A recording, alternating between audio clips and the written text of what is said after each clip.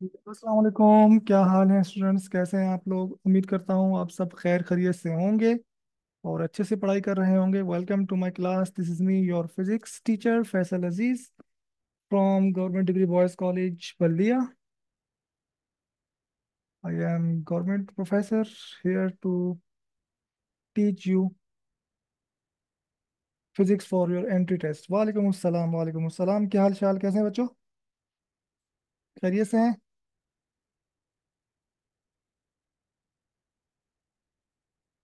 Abbas Ali, well done. उसमें कुछ topic mix है ना, तो जो टॉपिक मिस हैं वो तो यहीं से करने पड़ेंगे। सही है। वालेकुम अस्सलाम। जो जो जो टॉपिक अब्बास मिस है वो यहीं से करने पड़ेंगे, ठीक है आपको? वो वहां से नहीं हो पाएंगे। वासिक अल्हम्दुलिल्लाह, कैसे हो आप? वालेकुम सलाम।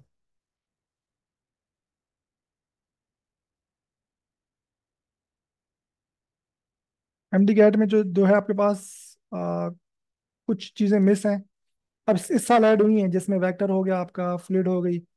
लेकिन फिर भी कुछ चीज़ें उसमें मुझे मिस लगती हैं जो कि आ, उसमें नहीं है, तो वो आपको यहीं से कवर करनी पड़ेगी। चलो बच्चे, आज हमारा सेकेंड ईयर का चैप्टर नंबर 13 कह लें, या हमारा पोर्शन नंबर सेकेंड ईयर का हमारा अगला पोर्शन है। एक हम थर्मोडायनेमिक्स, या उसको आप हीट एंड थर्मोडायनेमिक्स कह सकते हो, कर लिया। उसके बाद हमने electrostatic. I try my best कि आपको मैंने अच्छे तरीके से करवाया, उसके अच्छे से एमसीक्यूज की प्रैक्टिस करवाई, बल्कि बहुत ज़्यादा एमसीक्यूज की हमने प्रैक्टिस की। आज का हमारा टॉपिक है करंट एंड इलेक्ट्रिसिटी। आ, ये ना इतना मुश्किल है ना इतना आसान है, दरमियाना टॉप टाइप का टॉपिक है। इसमें टॉपिक्स भी कम है, तो इसको हम इंशाल्लाह आज की क्लास में पूरा करने की कोशिश करेंगे। हो सकता है हमारा टाइम थोड़ा सा ऊपर चला जाए, बट इसको हमने आज कवर करना है ताकि आपका आज के दिन तक करंट इलेक्ट्रिसिटी आपका पूरा हो जाए। फिर हम बाकी चीज़ों की तरफ जाएं। ठीक है, तो आपने मेरा साथ देना है। तो करंट इलेक्ट्रिसिटी। अब बेटा, हमने आपको पढ़ाया था इलेक्ट्रोस्टैटिक, ठीक है, कि चार्जेस का बिहेवियर जब वो रेस्ट में होते हैं तो क्या होता है। लेकिन यही चार्जेस जब मूव कर रहे होते हैं तो इनका बिहेवियर कैसा होता है, उसकी स्टडी की जाती है इस टॉपिक में, जिससे कहा गया है करंट एंड इलेक्ट्रिसिटी। ठीक है, तो study the behaviour of moving charges. अगर मैं बोलूँ what is current and electricity,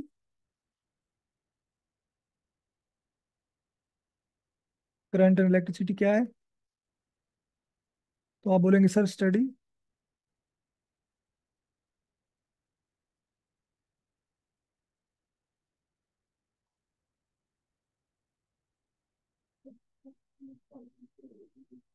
the behaviour of,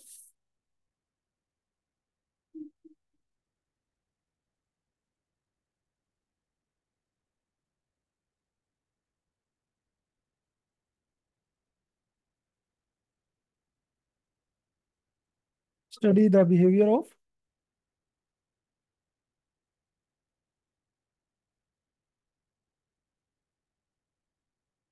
तो वो करंट या इलेक्ट्रिसिटी, या करंट इलेक्ट्रिसिटी में आप स्टडी करते हैं। ठीक है। अच्छा बेटा, आपको पता है, कोई भी, अगर मैं सॉलिड की बात करूं, हम फिलहाल ना अपना आइसो हम कोई भी कंडक्टर लेते हैं, इसमें आप अमूमन कंडक्टर लेंगे या सॉलिड लेंगे। तो अगर मैं कोई सॉलिड लेता हूं, मैं कहता हूं कि बेटा ये आपके पास एक तार है, दिस इज अ वायर। ठीक है मेरे बच्चों, दिस इज अ वायर। और ये एक तार है, इसको मैं थोड़ा सा,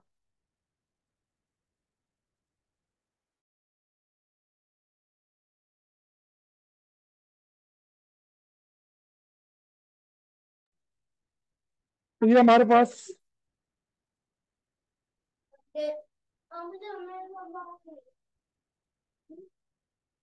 ये मैंने एक तार ली है। आपको पता है सिलेंडर वायर होती है।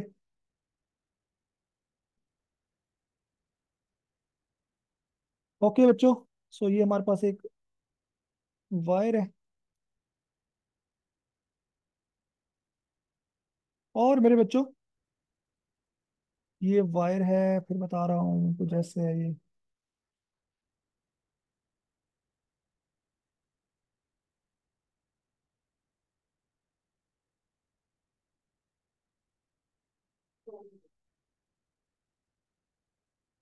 ठीक है, अब इसके अंदर पड़े हुए हैं एटम। आप सबको पता है एटम्स मौजूद होते हैं। These are atoms. मैं क्लास को इनिशियली थोड़ा सा स्लो लेके इसलिए चल रहा हूँ ताकि बच्चे ज्वाइन कर लें। जब मैं मेन टॉपिक करवाऊंगा, आज हमने बहुत सारे एमसीक्यूज करने हैं। ठीक है।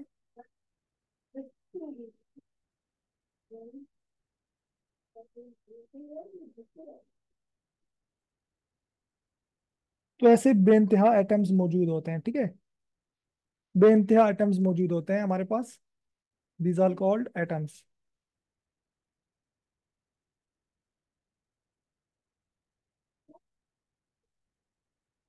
This is any conductor. अब मेरा बच्चा होता क्या है, जो इलेक्ट्रॉन होता है ना, ये एक इलेक्ट्रॉन आया।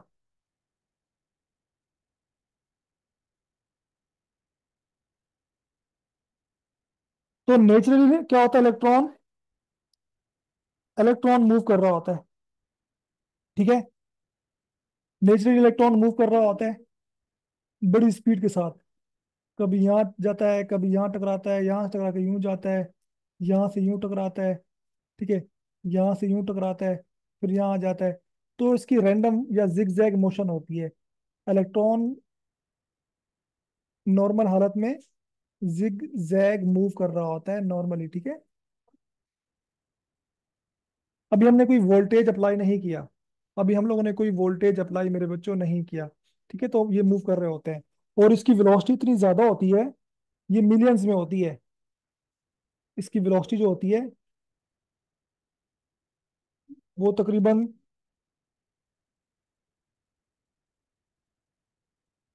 इतनी वेलोसिटी से मूव कर रहे होते हैं। ठीक है। बट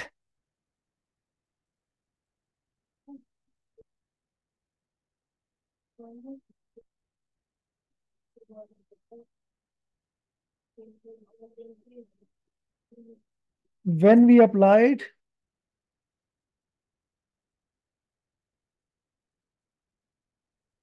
वोल्टेज, ठीक है, व्हेन वी अप्लाइड वोल्टेज, हम वोल्टेज अप्लाई करते हैं कैसे।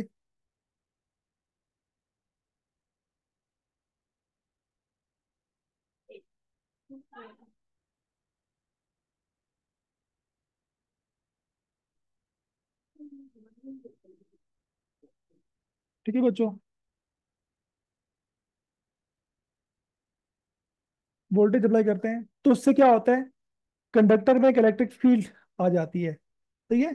कंडक्टर के ऊपर इलेक्ट्रिक फील्ड आ जाती है, और इलेक्ट्रॉन जो है वो हल्का हल्का ड्रिफ्ट करना शुरू हो जाते हैं। ठीक है।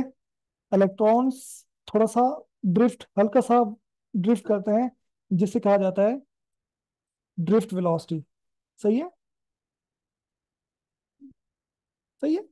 तो इलेक्ट्रॉन थोड़ा सा ड्रिफ्ट, जैसे ही वोल्टेज अप्लाई करते हो तो थोड़ी सी वेलोसिटी ऐड हो जाती है, जिसे कहते हैं वीडी। ये होती है ड्रिफ्ट वेलोसिटी।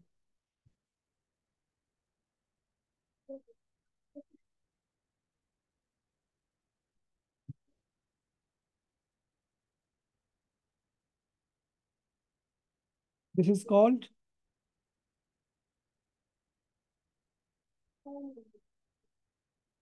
Drift velocity.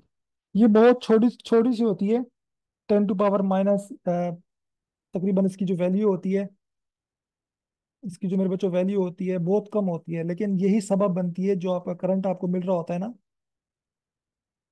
ये इसमें ऐड हो जाती है। किस वाली में, मिलियन, जो 10 की पावर 6। सही है। मैं मेरे कहने का मतलब क्या है कि आपके पास कंडक्टर है, उसमें एटम्स मौजूद हैं, इलेक्ट्रॉन मूव कर रहा है। एटम्स हमेशा वाइब्रेट कर रहे होते हैं। जो कोई भी एलिमेंट है उसमें जो एटम्स या मॉलिक्यूल्स होते हैं वो हमेशा वाइब्रेट कर रहे होते हैं, वाइब्रेशन की हालत में होते हैं। ठीक है। तो इलेक्ट्रॉन उनसे टकरा रहे होते हैं, कोलिजन हो रहा है कभी यहाँ वहां से। और इलेक्ट्रॉन नॉर्मली बहुत तेजी से मूव कर रहे होते हैं, 10 की पावर 6, तकरीबन 10 लाख मीटर पर सेकेंड। ये उसकी नॉर्मल वेलोसिटी होती है। ठीक है। तो जैसे ही आप वोल्टेज अप्लाई करते हो, तो वोल्टेज का मतलब ये होता है इलेक्ट्रिक फील्ड उसकी पर अप्लाई होती है, और इलेक्ट्रॉन में छोटा सा वेलोसिटी कंपोनेंट ऐड हो जाता है, 0.01 मीटर पर सेकेंड। इससे हम कहते हैं drift velocity.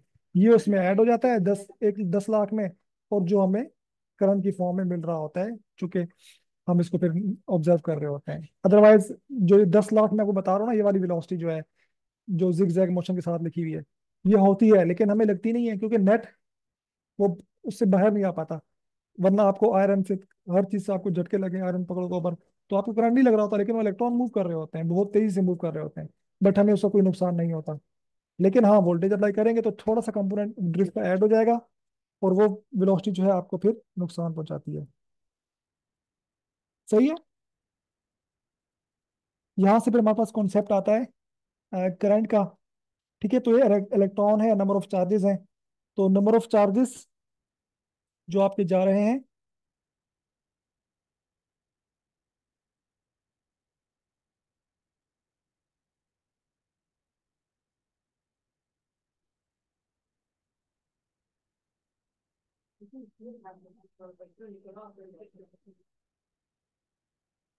Number of Coulomb's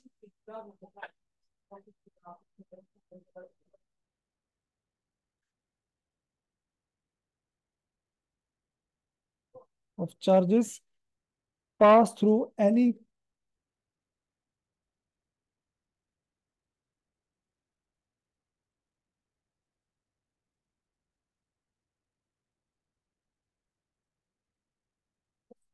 section of conductor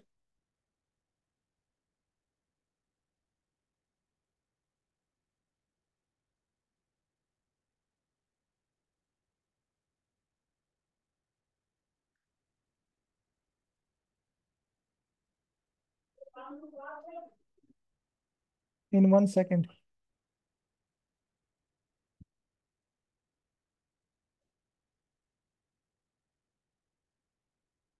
is called electric current.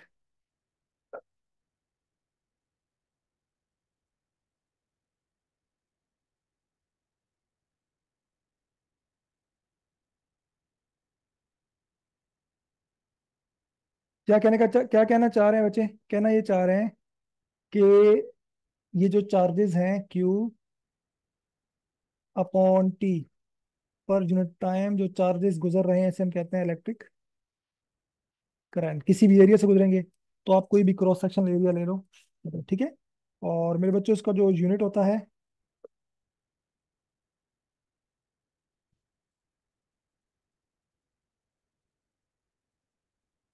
Coulomb per second, जिसे एम्पेयर कहा जाता है, या आप देख लो।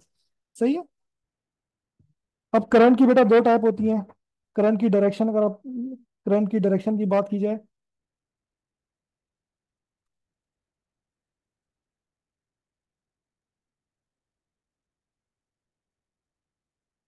हाँ सही बात है।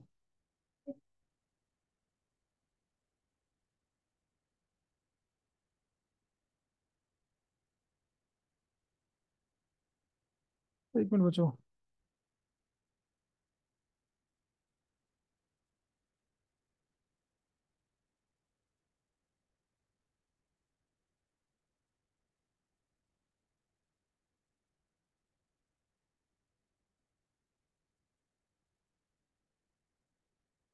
अब करंट बेटा कहाँ से, लेफ्ट डायरेक्शन ऑफ करंट को देखते हुए हमारे पास जो है, डायरेक्शन ऑफ करंट को देखते हुए हमारे पास दो तरह की इसकी, दो किस्म के करंट होते हैं हमारे पास।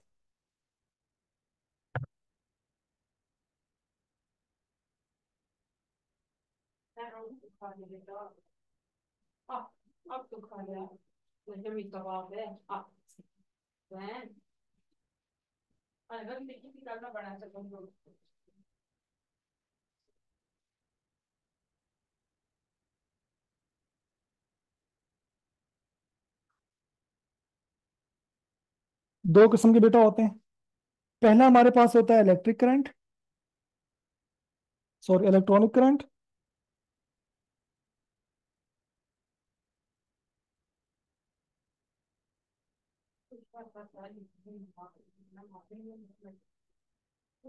और बेटा दूसरा हमारे पास होता है कन्वेंशनल करंट।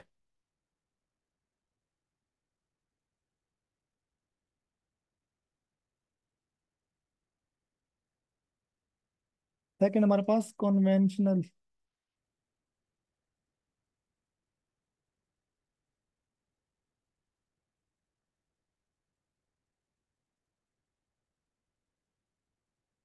सही है। तो ये दोनों में फर्क क्या है बेसिकली? अब देखो बच्चों, मैं एक सर्किट ड्रॉ करता हूँ। लाइक मैंने एक सर्किट ड्रॉ किया। ये एक रजिस्टर है, रजिस्टर भी आपको पढ़ाएंगे।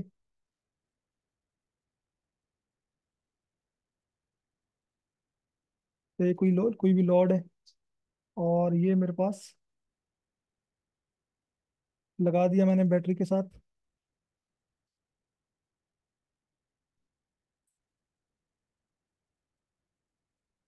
और अगेन यहाँ पर भी मैंने एक,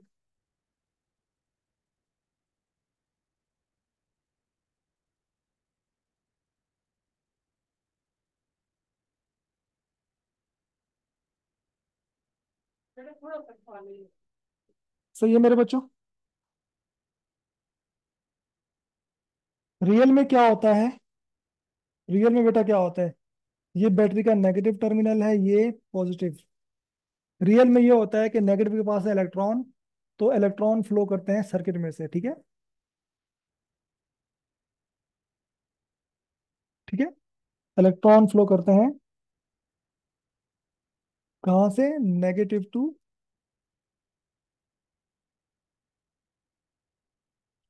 इलेक्ट्रॉन फ्लो करते हैं मेरे बच्चों कहाँ? From negative terminal to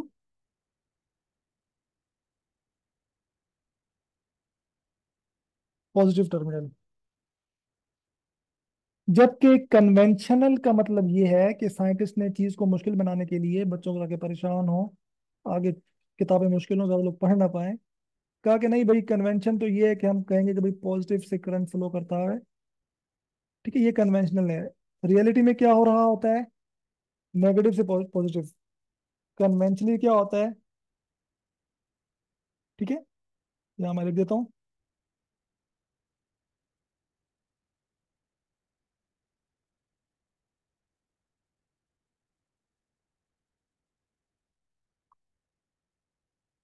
conventional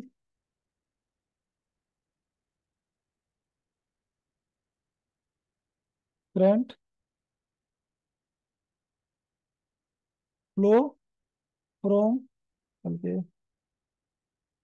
let's wait a minute. ठीक है, तो ये आपके पास आप याद रखिए, ये कहाँ से? बैटरी के पॉजिटिव से नेगेटिव की तरफ फ्लो करता है। ठीक है मेरे बच्चों। एक और चीज जो आप लोगों ने रिमेम्बर करनी है, याद रखनी है लाजमी तौर पर, वो बच्चा ये है कि बैटरी का जो पॉजिटिव टर्मिनल होता है ना, उससे लिया जाता है, जो पॉजिटिव टर्मिनल है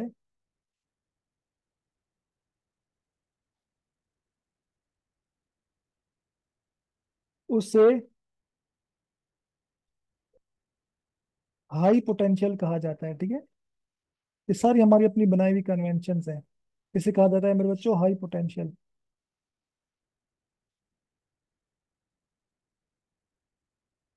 और जो बैटरी का नेगेटिव टर्मिनल होता है,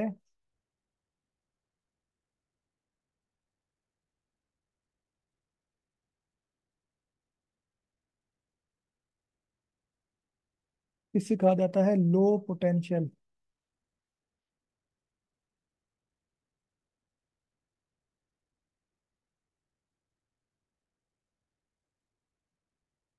तो अब डेफिनेशन अगर आपके पास एमसीक्यूज में आती है तो आपको पता होना चाहिए। Electronic current flow from low potential to high potential. ठीक है, नेगेटिव से पॉजिटिव का मतलब ये होता है मेरे बेटे कि ये इलेक्ट्रॉनिक करंट जो है ये फ्लो करता है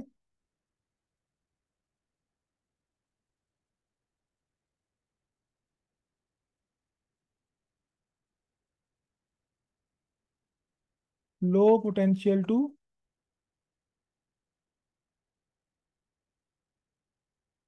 हाई पोटेंशियल।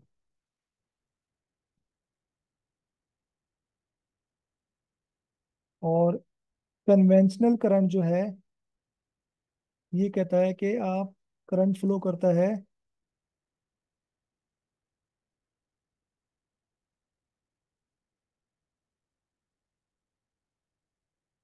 हाई पोटेंशियल चावल खाने हैं। टू हैं? बोटियां बोटियां हैं? नहीं बोटियां नहीं है हैं? ठीक है। तो ये आपने डेफिनेशन याद रखनी है, इसमें से एमसीक्यूज बनता है, तो हमने सोचा आपको करवा दें।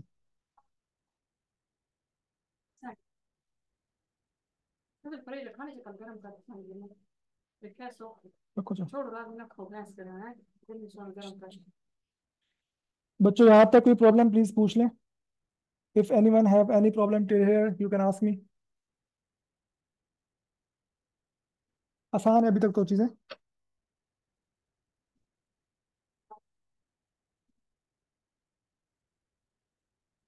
बिल्कुल अमार, एग्जैक्टली।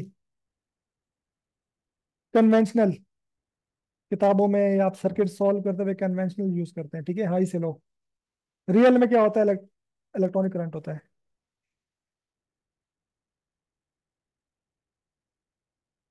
ड्रिफ्ट का मतलब कि हल्का सा, जैसे आप बैठे बैठे हल्के से साइड पे हो जाओ, इससे कहते हैं ड्रिफ्ट करना। ठीक है, आप अपनी जगह से थोड़ा सा ड्रिफ्ट कर जाओ। जैसे मैं कहता हूँ आपकी टूटी में, टूटी से लेकर ऊपर टंकी तक पाइप में पानी मौजूद है। ठीक है। जो टूटी के पास वाला मॉलिक्यूल है, कभी वो ऊपर चले आता है, कभी नीचे आता है, बट वो टूटी से बाहर नहीं आ पा रहा। तो आप हल्की सी टूटी खोलोगे, ठीक है, नलका खोलोगे, पानी नीचे गिरेगा, आप फिर बंद कर दो, तो आपने हल्का सा ड्रिफ्ट होगा। ठीक है, लाइक दैट। यार ये सब आपको मैं दे तो देता हूँ पीडीएफ, फिर भी आप कहते हो ऊपर कर दो ऊपर कर दो। लो कर दिया। अब जरा बात कर लेते हैं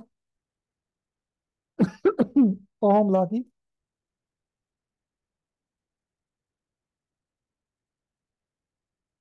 मेरे बच्चों बात कर लेते हैं ओहम लॉ की।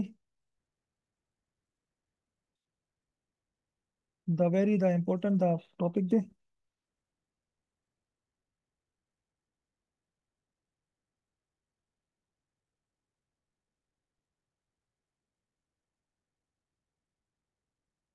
ओहम भाई साहब का लॉ। ओहम भाई ने क्या कहा था? ओहम भाई ने कहा था, if physical state and temperature of the conductor remains constant,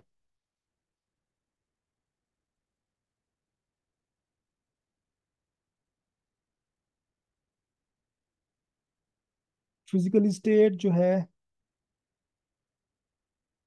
and temperature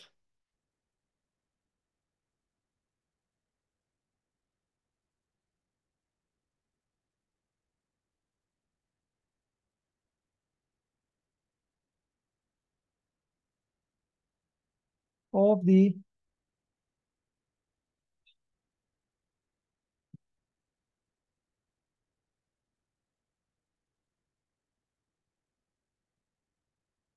conductor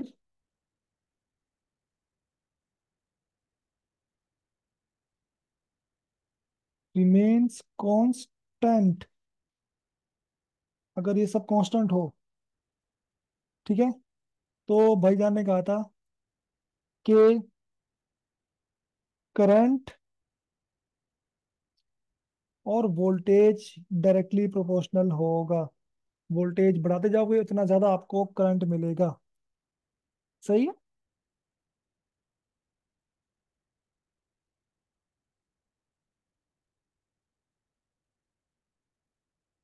सही है। और उसके बाद मैं इसकी डेरिवेशन पे डायरेक्ट मैं फार्मूला यूज करता हूँ, जो कि बनता है V is equal to I are.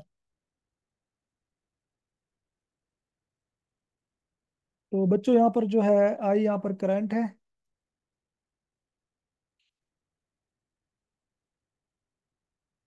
Electric current, ठीक है।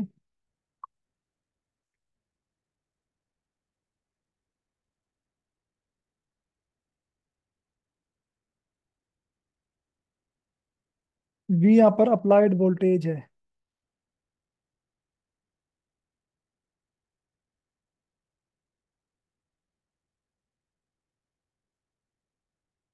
आर मेरे बच्चों यहाँ पर है रेजिस्टेंस।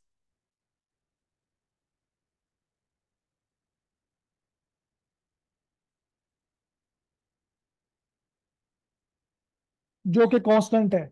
क्यों कांस्टेंट है? भाई एटम आगे से मूव कर रहे हैं, वाइब्रेट कर रहे हैं, तो उसको रुकता है, उसको मुजाहमत मिलती है, उसको रेजिस्टेंस मिलती है। ठीक है, इलेक्ट्रॉन को फ्लो करने में। तो वही यहाँ पर आर्क शो कर रहा है कि कितनी जो हर किसी के, हर अपनी जो है वो आयरन कॉपर, हर किसी में जो है एटम की अपनी वो कंडक्टर की साख डिफरेंट है। तो कहीं किसी की रेजिस्टेंस ज्यादा होगी, किसी की कम होगी, डिपेंड्स करता है। ठीक है। और यहाँ पर क्या शो कर रहा है? रेजिस्टेंस ऑफ द कंडक्टर, कि उस कंडक्टर में कितनी रेजिस्टेंस मिल रही है। सही है। तो किसी में ज्यादा होती है, किसी में कम होती है। अभी बाकी बात करेंगे किस पे डिपेंड करती है। बट रेजिस्टेंस का उल्टा क्या होता है? रोकने का उल्टा क्या होता है? जाने देना। ठीक है। और रेजिस्टेंस मतलब क्या? रुकाओ, रुकावट। तो रुकावट का जो उल्टा होता है वो होता है कि अपने अंदर से कितना गुजारने देना। ठीक है। तो इसका जो उल्टा बेटा होता है वो होता है कंडक्टेंस। इसका जो रेसिप्रोकल है ना मेरे बच्चों, वो है कंडक्टेंस, जो कि के से शो करते हैं। ठीक है। के यहाँ पर क्या है मेरा बच्चा? के यहाँ पर है कंडक्टेंस।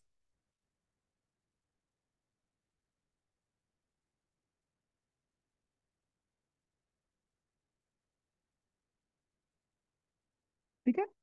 तो रेजिस्टेंस जितनी ज्यादा होगी, कंडक्टेंस उतनी ज्यादा कम होगी, या रेजिस्टेंस जितनी ज्यादा कम होगी, कंडक्टेंस उतनी ज्यादा होगी।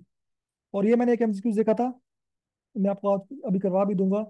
जब के को वहां ले जाओ, तो रेजिस्टेंस और कंडक्टेंस का जो मल्टीपल प्रोडक्ट होता है वो बेटा हमेशा वन होता है। ठीक है, ये एक एमसीक्यू देखा था मैंने, तो आप लोग देख लो, ये हमें मिला था पास्ट पेपर से। ओके मेरा बच्चा।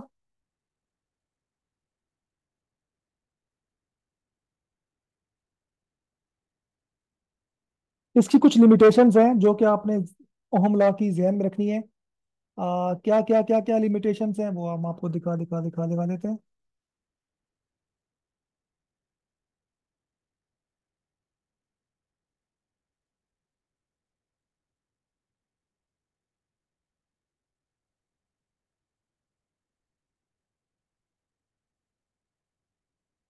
ओहम लॉ की कुछ ना कुछ लिमिटेशंस हैं। ऐसा नहीं है कि बस हर चीज पे अप्लाई हो रहा है। ये बड़ा आपको बाउंड करता है, कहाँ कहाँ बाउंड करता है वो लिख लो। पहली बात तो dimension of conductor must be same.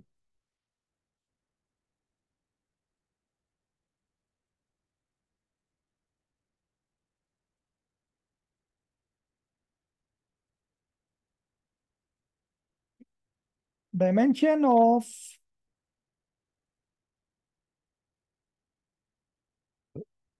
Conductor must be same.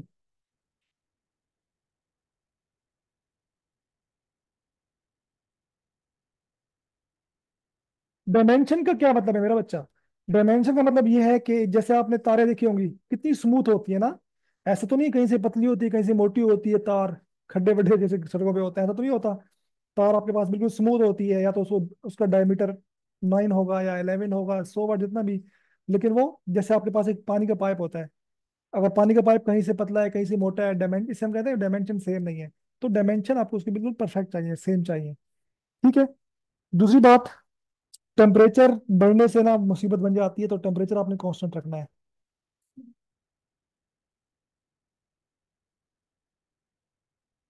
Temperature of conductor must be same.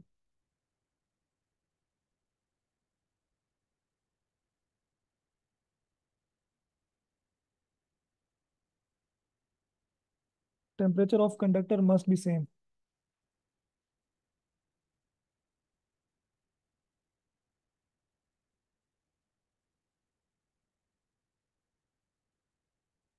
Temperature बढ़ेगा ना तो फिर ये ओम लॉ को फॉलो नहीं करेगा। लाइक जैसे गर्मियां होती हैं तो लोड शेडिंग बढ़ जाती है ना, वोल्टेज आपका ड्रॉप करने लग जाता है। सर्दियों में इतने मसले नहीं आते। तो गर्मियों में क्या होता है, आपकी वायर जो होती है हीट अप करती हैं। तो जब आपकी तारें गर्म होंगी तो क्या होगा, अंदर जो एटम्स या मॉलिक्यूल्स हैं उनकी वाइब्रेशन बढ़ जाएगी।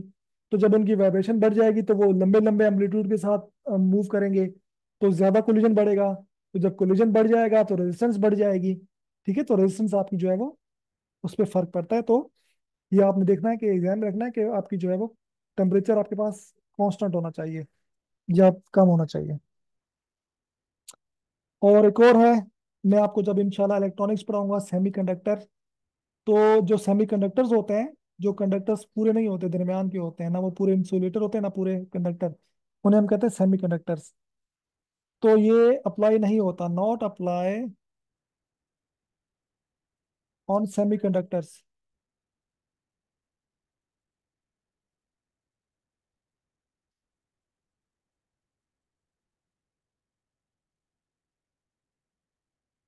क्या बोली?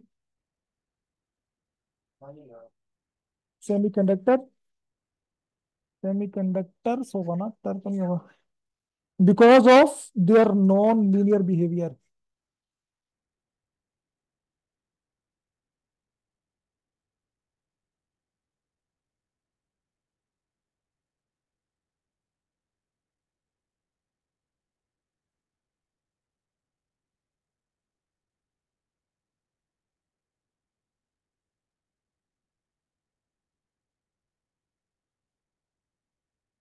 ठीक है, नॉन लीनियर बिहेवियर में आपको इलेक्ट्रॉनिक्स में पढ़ाऊंगा। यहाँ पर आपने जाना है ना कि सेमीकंडक्टर्स जो कि पूरे कंडक्टर नहीं होते, गेट बंद कर दो, उस पर अप्लाई नहीं होता, ठीक है। अच्छा, जो जो डिवाइसेस ओहम लॉ को फॉलो कर रही होती हैं, और याद रखिएगा वो कहलाती हैं ओहमिक डिवाइसेस। ठीक है, ओहमिक डिवाइसेस।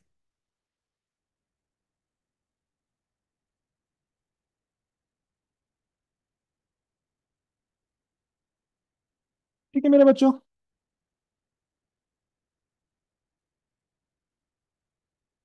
अगर हम इसकी ग्राफ की बात करें, तो ग्राफ आपको पता होना चाहिए, सिंपल सा ग्राफ है इसका।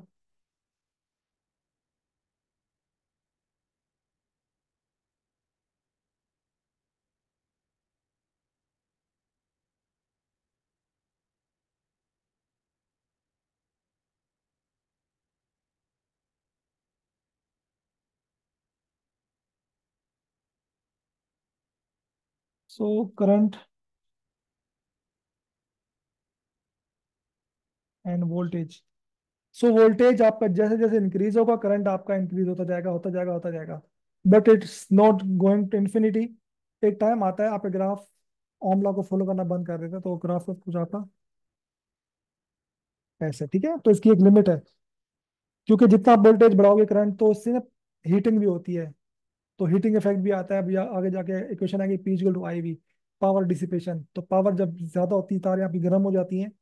तो ऐसा नहीं है कि आप इनफाइनाइट वोल्टेज बढ़ाते जाओ करंट बढ़ता जाएगा, नहीं ऐसा नहीं होता, ठीक है। हीटिंग इफेक्ट आता है, तो वहां पर हम इसको देखते हैं। सही है, तो इसका मतलब ये है कि it is not universal law. Ohm law is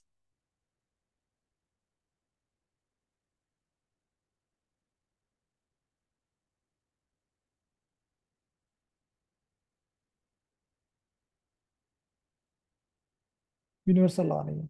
आइए कुछ इसके एमसीक्यूज करवाते हैं आपको, ताकि आपको ये चीज और अच्छे से क्लियर हो जाए। इस चैप्टर के एमसीक्यूज में सारी वो है चीजें।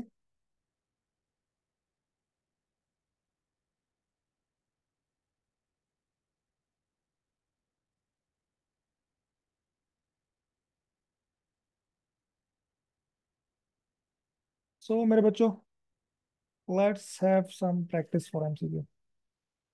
तो बताइए जरा मुझे, और ओम ओम लॉ में कुछ प्रॉब्लम है वो भी पूछते हैं आप मुझसे प्लीज।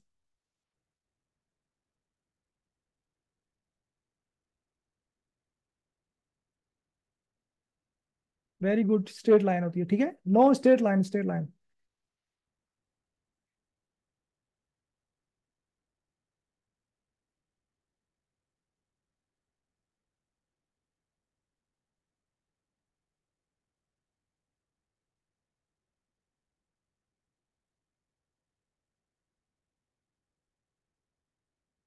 बस ठीक है, आसान है, कोई बात नहीं, कोई बात नहीं।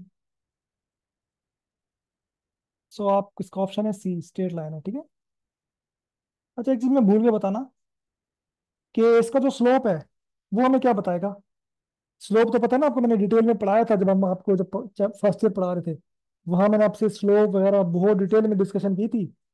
अब मैं दोबारा स्लोप की उसमें नहीं जाऊंगा कि स्लोप होता क्या है, और ये टेंजेंट वेंजेंट ये वो। बस आपको पता होना चाहिए कि स्लोप क्या बता रहे होते हैं। इसका slope basically I upon V. ठीक है मेरे बच्चों, इसका जो ग्राफ का स्लोप है ना, वो स्लोप बेसिकली आपको देगा आई अपॉन वी ना।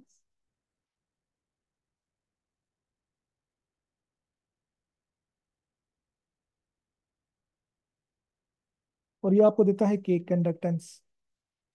ठीक है। तो स्लोप जो है आई और वी का आपको क्या दे रहा होता है, कंडक्टेंस। ठीक है बच्चों।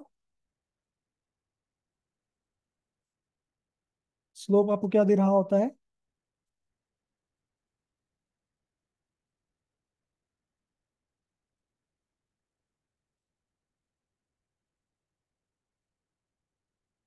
कंडक्टेंस। ठीक है। बहरहाल आसान टॉपिक है, इसको आपने बिल्कुल परेशान नहीं होना।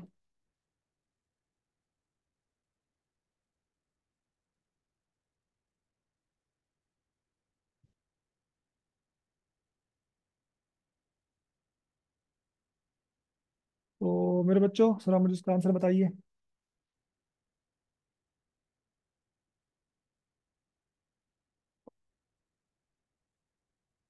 विच ऑफ द फॉलोइंग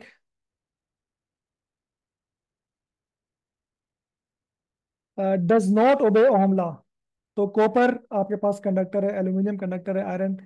तो गो डायोड मेरा बच्चा जो है, डायोड आपके पास, diode is a semi conductor device, semi conductor sorry, semi conductor device. तो ये एक जो है वो ओहम लॉ को फॉलो नहीं करता। ठीक है, सेमी कंडक्टर पे ओहम लॉ अप्लाई नहीं होता, मैं फिर बता दूं। सही है। तो बस इस तरीके से ये है। उसके बाद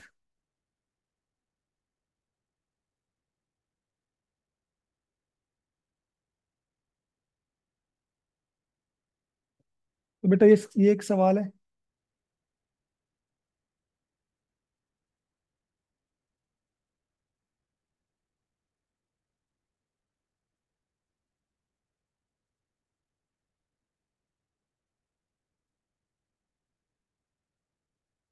ohm law is true.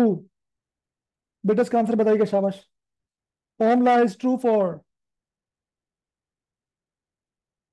Metallic conductors low temperature, या metallic conductor high temperature, electrolyte one, diode no. COD तो हो ही नहीं सकता। वन एंड टू में से एक है। Very good. ए लो टेम्परेचर हो और मेटेलिक कंडक्टर होने चाहिए। ठीक है। Low temperature but metallic conductor. ठीक है मेरे बच्चों। Low temperature and metallic conductor.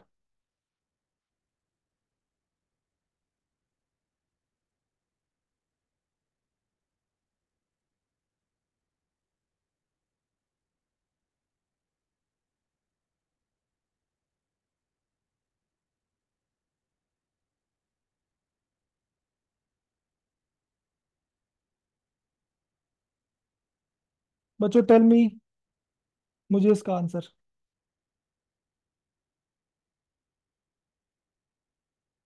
शाबाश। बच्चों इसका आंसर बताइए मुझे।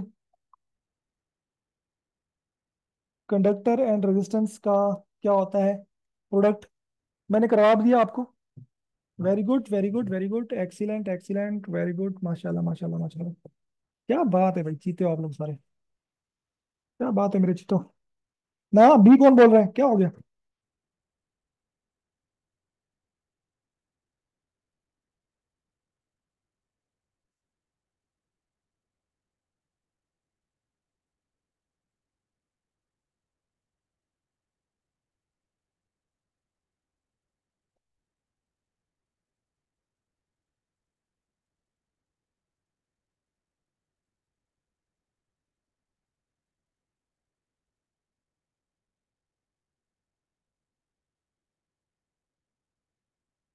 अच्छा। सो इस ऑप्शन इज दिस। ठीक है। और ओहम लॉ से अराउंड काफी कुछ हमने देख लिया।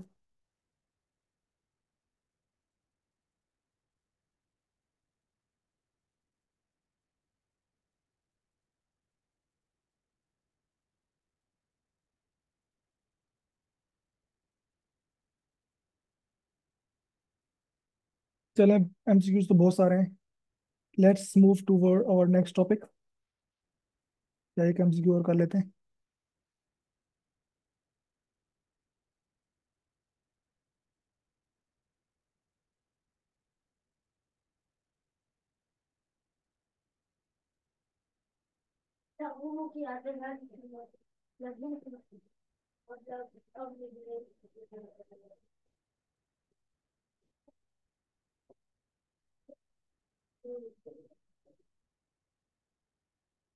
बच्चों इसका आंसर क्या होगा? The current of charge required to provide a current of 10 ampere. इसको छोड़ो यार।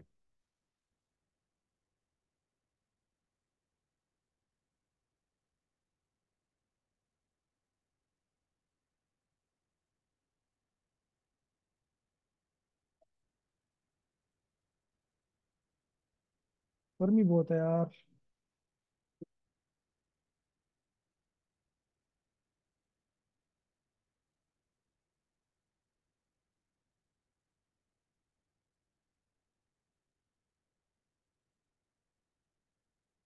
The actual current through metal the actual current through metal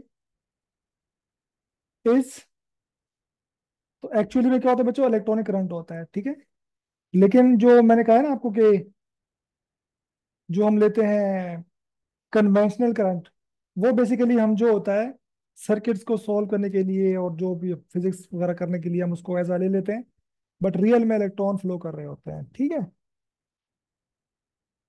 अब जरा इसमें जो रेजिस्टेंस आई है इसकी थोड़ा सा और डिटेल में पढ़ लेते हैं, क्योंकि रेजिस्टेंस के बारे में काफी चीजें मौजूद हैं। ओहम लॉ में कोई प्रॉब्लम बेटा बताओ, ताकि फिर मैं रेजिस्टेंस को समझाऊं।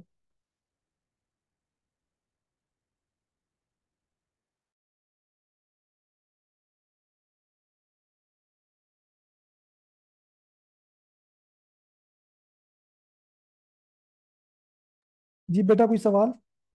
यहाँ तक कोई सवाल?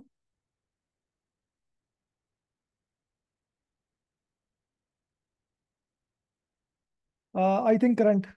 I am not sure Abdullah, but current. Voltage is independent, तभी हम वोल्टेज को एक्स एक्सिस पे लिखते हैं।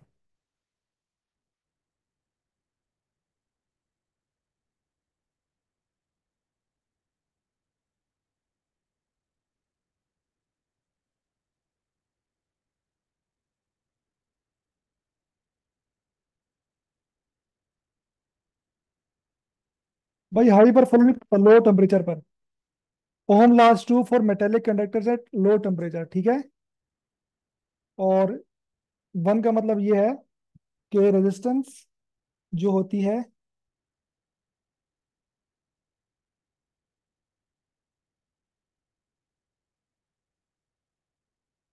इसके बराबर होती है, ठीक है। तो it's mean R resistance into conductance will be equal to 1, ठीक है। और डायोड इज बेसिकली अ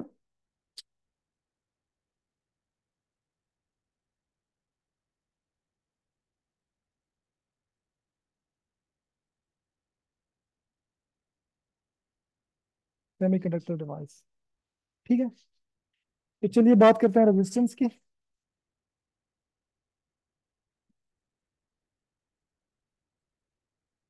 फिर बच्चे बात करते हैं रेजिस्टेंस की।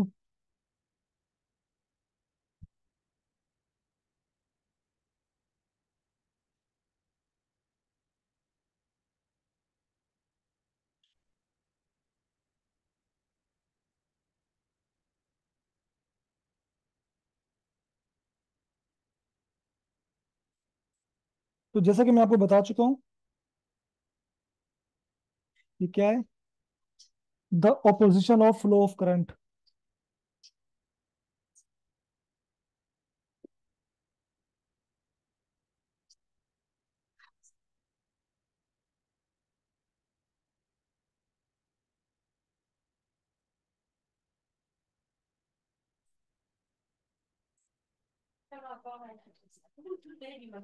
The opposition of flow of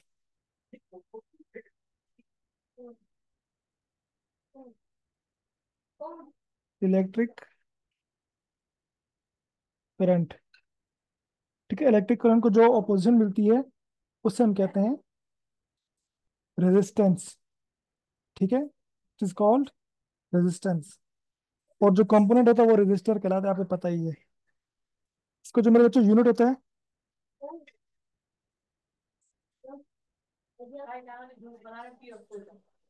दवाई।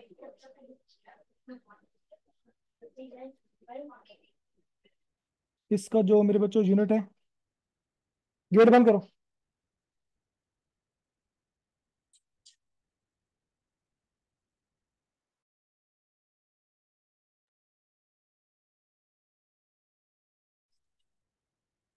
बेटा वो होता है ओहम।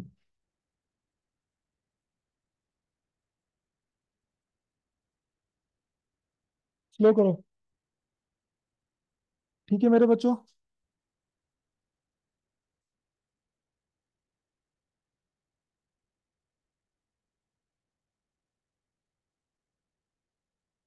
अपना इसकी डायमेंशंस मैंने देखी है एक आध बार, मुझे सब मिला है। केयू में तो नहीं मिली, बट इसकी डायमेंशंस मिली है मुझे। स्लो करो। डायमेंशन जो मुझे मिली है,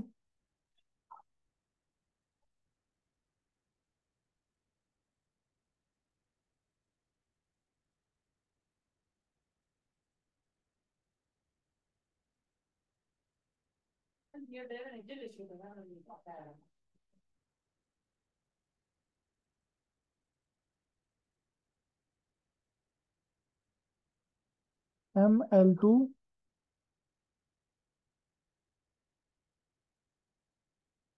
T-3। आई यहाँ पर बेटा एक्स्ट्रा आता है करंट के लिए।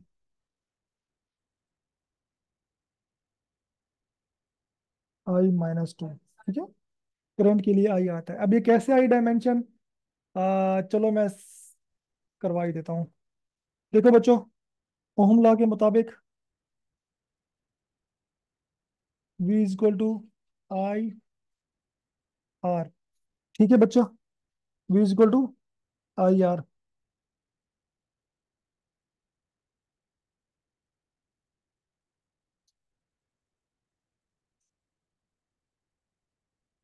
और R हमारे पास है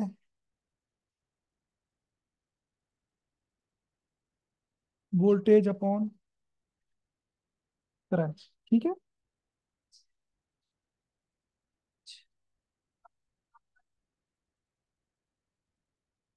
अब मेरे बच्चों वोल्टेज, इलेक्ट्रोस्टैटिक में मैंने आपको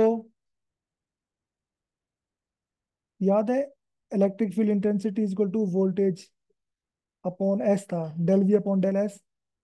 ठीक है, एस या इसको आप डी कह लो, ठीक है, डिस्टेंस कह लो, मैं यहाँ पर डी कह रहे हैं। तो यहाँ पर वोल्टेज बन जाएगा V equal to electric field intensity into D. D यहाँ पर कोई ना कोई लेंथ है या डिस्टेंस है, ठीक है। ठीक है बच्चा। और इलेक्ट्रिक फील्ड खुद किसके बराबर होती है, force upon charge. Electric field खुद बराबर होती है force per unit test charge, या मैं यहाँ पर चार्ज कह देता हूँ। सही है मेरा बच्चा। तो अब मैं वोल्टेज की जगह वैल्यूज पुट कर देता हूँ यहाँ पर। जब मैं वोल्टेज की जगह वैल्यूज पुट करूंगा ना, तो ये बन जाएगा एफ ऊपर डी,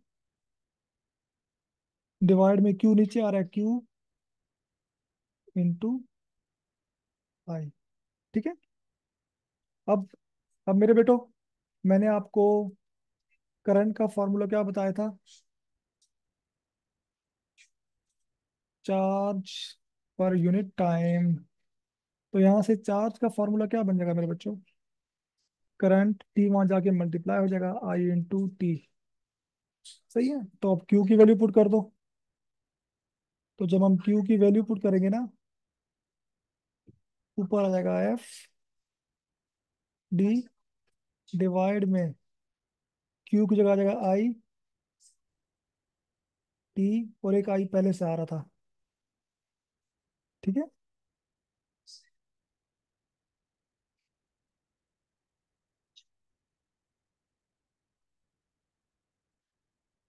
तो आर बन जाएगा एफ डी, टी तो है, आई का स्क्वायर बन जाएगा, करंट का स्क्वायर।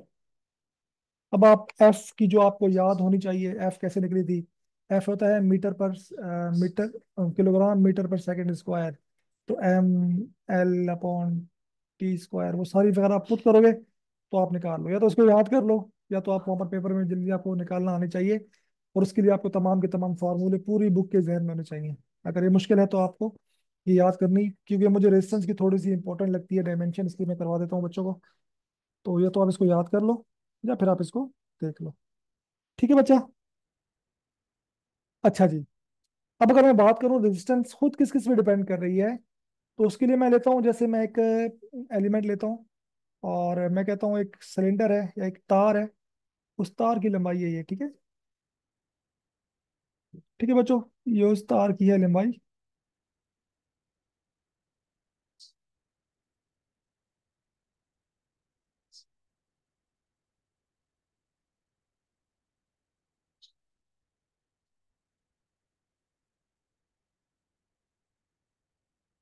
अच्छा बच्चों।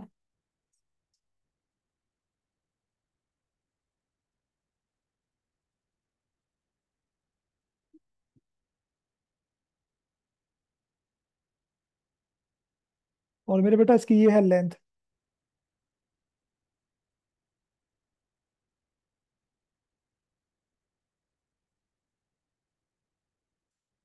अजीब है तीर,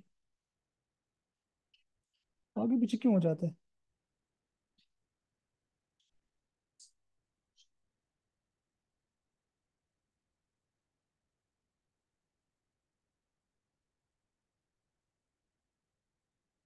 this is the length of the, this is length. और ना अगर मैं दरम्यान में एक क्रॉस लगा दूं यहाँ पर, इसे कहते हैं क्रॉस सेक्शन एरिया। यहाँ से चार्जेस कितने पास हो रहे हैं, this is called cross section area A. तो अब आपको पता है बेटा, एरिया जितना ज्यादा होगा, फ्लो उतना ज्यादा होगा। ठीक है, या मुजाहमत उतनी कम होगी। पाइप जितना मोटा होता है, रेजिस्टेंस उतनी कम होती है ना। इसका मतलब ये है कि रेजिस्टेंस एरिया के इन्वर्सली प्रोपोर्शनल है। कि एरिया जितना मोटा पाइप होगा, चार्जेस समझो पानी घूम जा रहा है, ठीक है, जितना मोटा पाइप उतने आराम से पानी जाएगा, रेजिस्टेंस उतनी कम होगी। ठीक है, एरिया और रेजिस्टेंस आपस में इन्वर्सली प्रोपोर्शनल, स्लो करो, इन्वर्सली प्रोपोर्शनल है, स्लो करो। और जितना लंबा पाइप होगा, उतने रास्ते, उतने ज्यादा रास्ते में एटम्स वगैरह आएंगे, कोलिजन ज्यादा होंगे। तो इट्स मीन रेजिस्टेंस जो है वो लेंथ के डायरेक्टली प्रोपोर्शनल है। जितनी लंबी तार होगी, रेजिस्टेंस उतनी ज्यादा होगी। इसकी मैं यूं समझाता हूँ कि जैसे आपने घर में डीसी करंट या बैटरी लगाई होंगी, तो आप बैटरी से तार जितनी लंबी करते हो, उतना वो आपका चीज या पंखा स्लो चलता है या बल्ब डिम होता है। बैटरी के पास जितना पंखा चीजें होंगी, उतना तेज वो चल रहा होता है। तो लेंथ बढ़ाने से रेजिस्टेंस बढ़ जाती है, वायर की रेजिस्टेंस बढ़ जाती है। और एरिया बड़ा करने से, एरिया बड़े करने का मतलब ये है कि आप एक छोटा पाइप ले रहे हो और एक मोटा पाइप ले रहे हो, तो छोटे पाइप में से पानी मुश्किल से गुजरेगा, रेजिस्टेंस ज्यादा होगी। और तो current is a scalar quantity, तो current is like a flow of water, आप उसको यूं समझा करें। तो इसका मतलब मेरा बच्चा ये है कि, इसका मतलब ये है कि रेजिस्टेंस जो है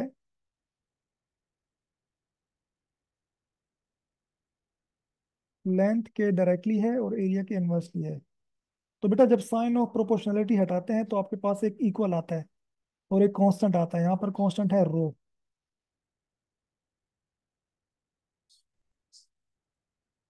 ठीक है,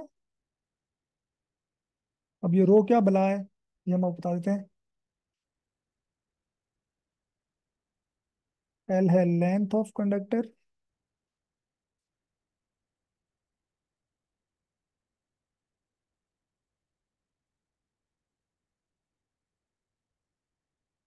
ए है एरिया ऑफ क्रॉस सेक्शन।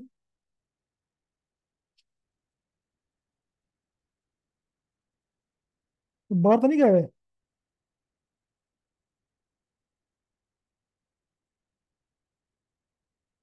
रो यहाँ पर कांस्टेंट है,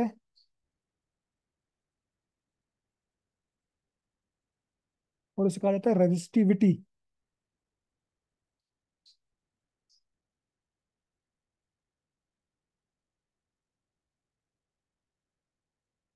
ये मटेरियल की ना जाती प्रॉपर्टी है। ये खाली नेचर ऑफ मटेरियल पे डिपेंड करती है, बाकी किसी पे। ठीक है, डिपेंड्स ओनली।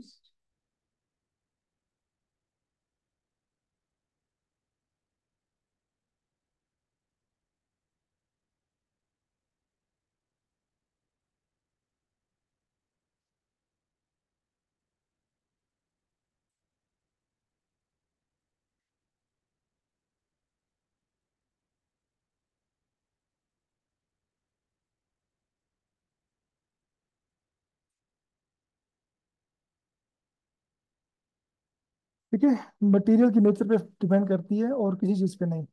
ठीक है, इसका मतलब ये है, इसे हम कहते हैं जो ना जाती प्रॉपर्टी, इसे हम कहते हैं इंट्रिंसिक प्रॉपर्टी।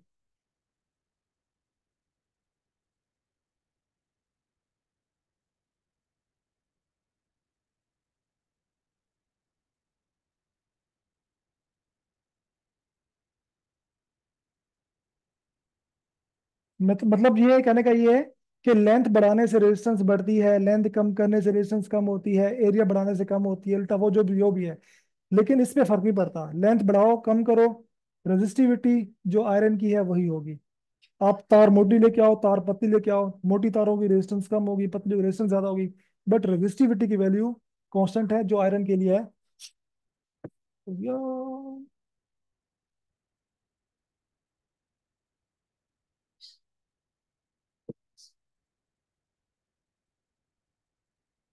कॉकरोच।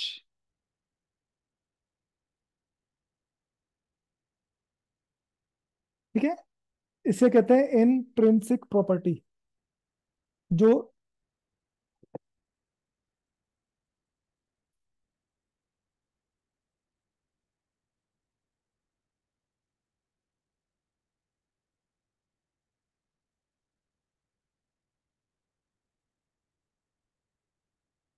ठीक है बच्चों।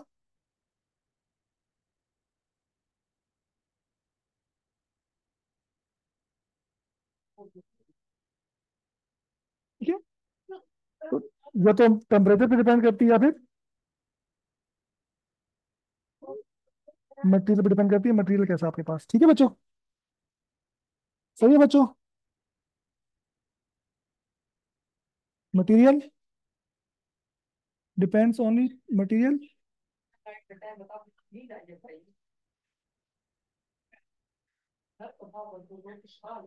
एंड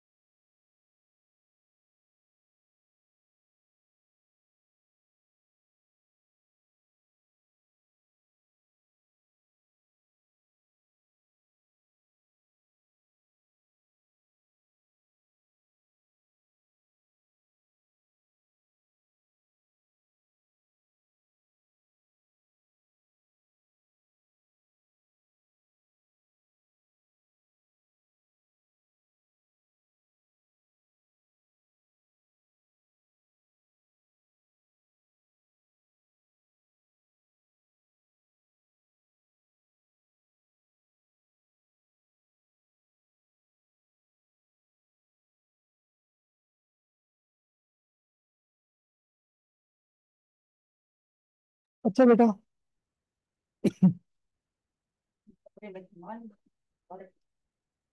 डिपेंडेंस ऑफ, अब टेम्परेचर पे डिपेंड करती है तो उसका एक फार्मूला है।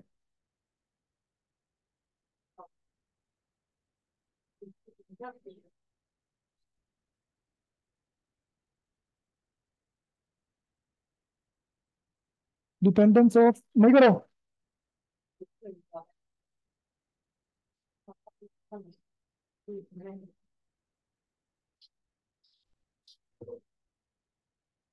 ऑफ टेम्परेचर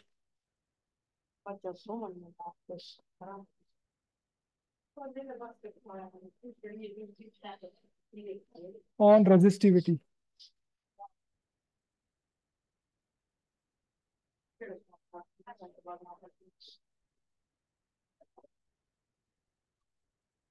ठीक है बच्चों, तो देखो बच्चों, आपके पास कोई मटेरियल है। ठीक है, मैं कहता हूँ उस मटेरियल की, एनी मटेरियल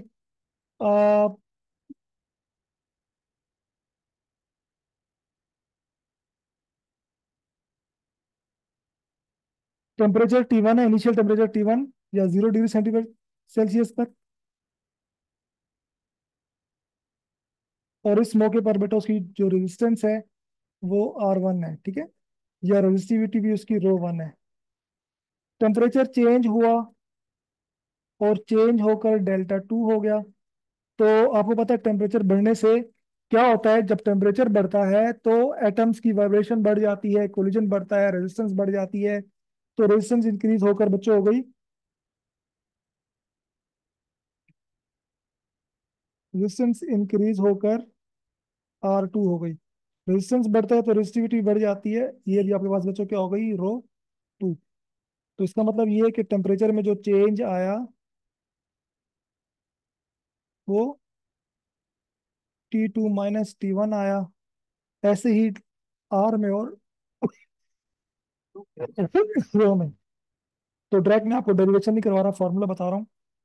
जैसे हमने लीनियर एक्सपेंशन या वॉल्यूमेट्रिक एक्सपेंशन करवाया था ना, सेम वही है कि इनिशियल टेम्परेचर जो होगा, इनिशियल रेजिस्टेंस पे डिपेंड करेगा, वगैरह वगैरह। तो आपके पास डेल्टा, जो फाइनल रेजिस्टेंस आ जाती है मेरे बच्चों, R2 will be equal to R1 into 1 plus alpha delta T. ठीक है, सेम लाइक एल्फा यहाँ पर कोफिशिएंट ऑफ एक्सपेंशन है, ठीक है, कांस्टेंट है। और वही इसका यूनिट है सेम, केल्विन इनवर्स या सेल्सियस इनवर्स। और अगर आपको जैसे मैंने वहां पर डेल्टा, अगर ρ2 आपने निकालना है तो सेम है, क्योंकि ये आपस में डायरेक्टली प्रोपोर्शनल है। तो ρ2 बाद वाली resistivity will equal to 1 plus alpha delta. Same मेरे बच्चों आपके पास अगर आपने डेल्टा आर निकालना है तो जैसे डेल्टा एल था, delta L is equal to L1 into 1 alpha L1 delta T. तो यहाँ पर क्या आ जाएगा, एल्फा R1 डेल्टा टी, क्योंकि इसका सेम वही मेथड है ड्राइव करने का। और अगर मैं डेल्टा रो, रेजिस्टिविटी में चेंज निकालना है आपने, तो बच्चों रेजिस्टिविटी में जो चेंज आएगा, एल्फा ρ1 डेल्टा टी। ठीक है बच्चों।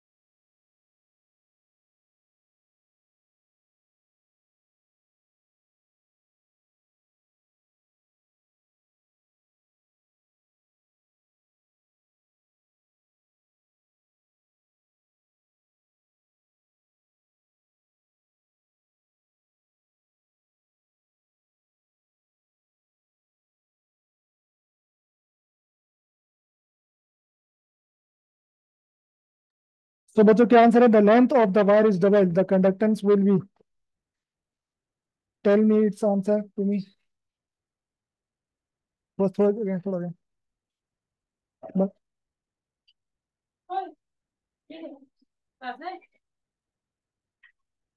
बच्चों मुझे इसका आंसर बताइए।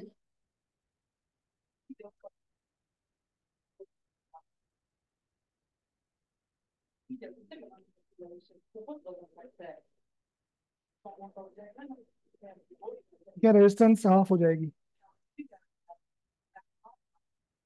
सॉरी, हाँ मैंने ऑन किया था। ठीक है,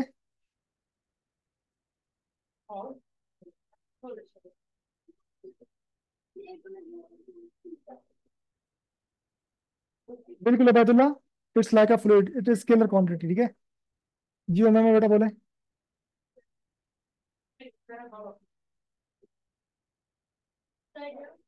डिपेंड, दो चीजों पे डिपेंड करता है वो। रेजिस्टिविटी डिपेंड करती है, टेम्परेचर बढ़ेगा तो रेजिस्टिविटी भी चेंज हो जाएगी, ठीक है। और ये उसके फॉर्मूला है।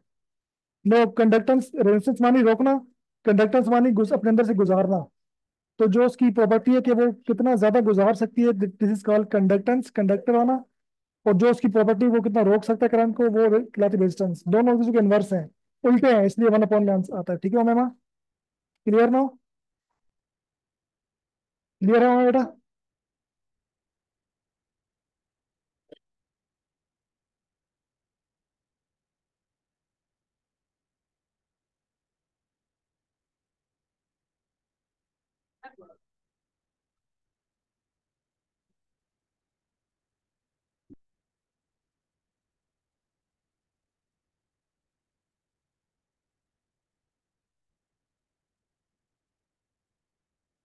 'The specific resistance of a wire varies with', इसका क्या बेटा? थ्योरी बेस ज्यादा आते हैं, न्यूमेरिकल भी आते हैं। No, no, no, no. Specific resistance में रेजिस्टिविटी बेटा याद रखिएगा। स्पेसिफिक रेजिस्टेंस में रेजिस्टिविटी दोनों सेम ही है। आप लोग कंफ्यूज हो रहे हो आई थिंक।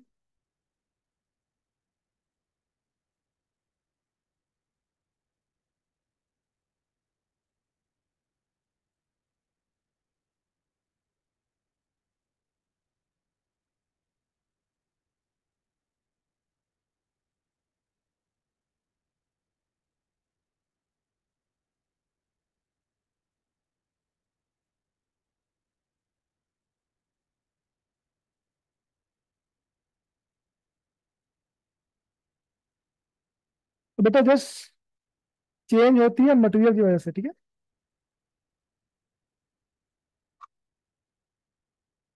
बाकी चीजों पे डिपेंड नहीं करती। Is that clear?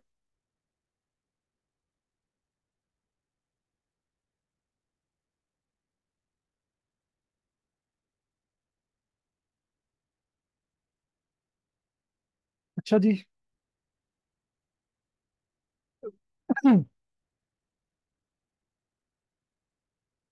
ये हो गया जिगजैग वाला।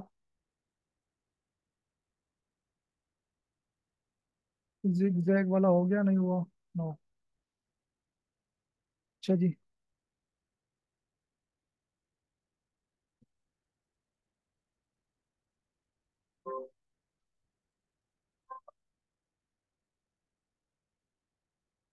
The path of free electron in the material, तो बेटा जिगजैग होता है, ठीक है, ये आपको मैंने बता दिया था कि जिगजैग मूव करते हैं ना। Is that clear? बच्चों ये क्लियर है? समझ नहीं आ रहा तो प्रॉब्लम मुझे बता दें यार। अगर कोई प्रॉब्लम है प्लीज मुझे बता दें।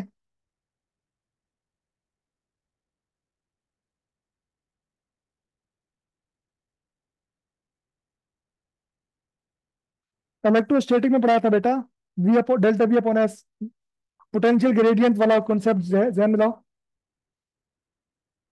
रैंडम कह सकते हो, रैंडम मोशन हो सकती है। क्यों नहीं आया बेटा? यूज कर सकते हैं, आप यूज कर सकते हैं, बिल्कुल यूज कर सकते हैं। आपस में लिंक्ड है सब।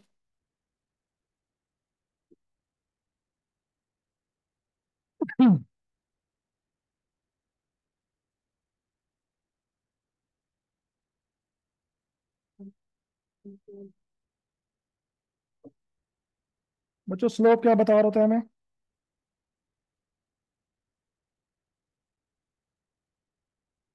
वाई पर हमने वी लिया था, एक्स पर और वाई पर आई लिया, तो हमें स्लोप क्या बता रहा था, शाबाश बताइए।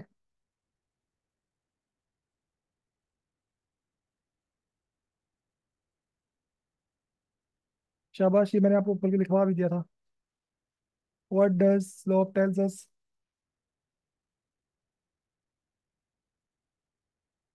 Conductance, very good, conductance, conductance.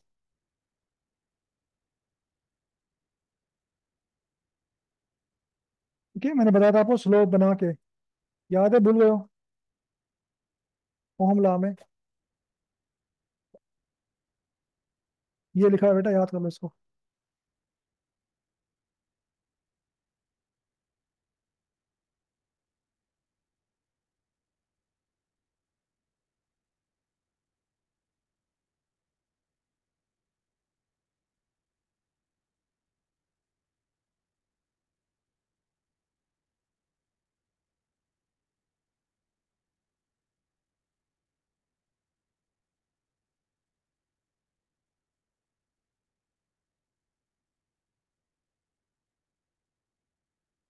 एक सौ सात।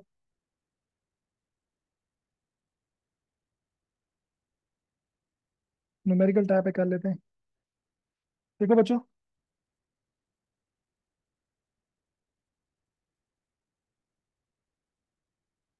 The quantity of charge required.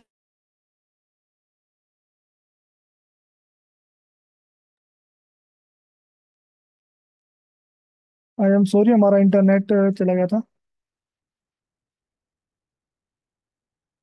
Sorry बच्चों। Am I audible to all of you? Am I audible clear to all of you? सब के सवाल ना यार। Am I clear, audible? बच्चों आवाज आ रही है सबको हमारी? सॉरी, पता नहीं क्या हुआ था, अचानक से रीस्टार्ट हो गई थी।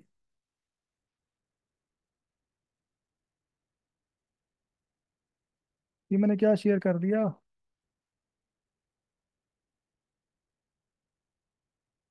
क्या शेयर कर दिया मैंने ये?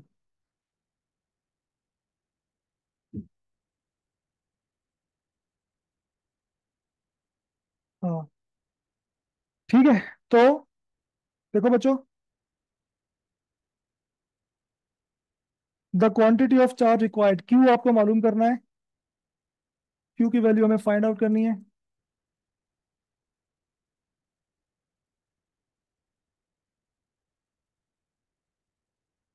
आई गिवन है 10 एम्पियर, और टाइम गिवन है हमें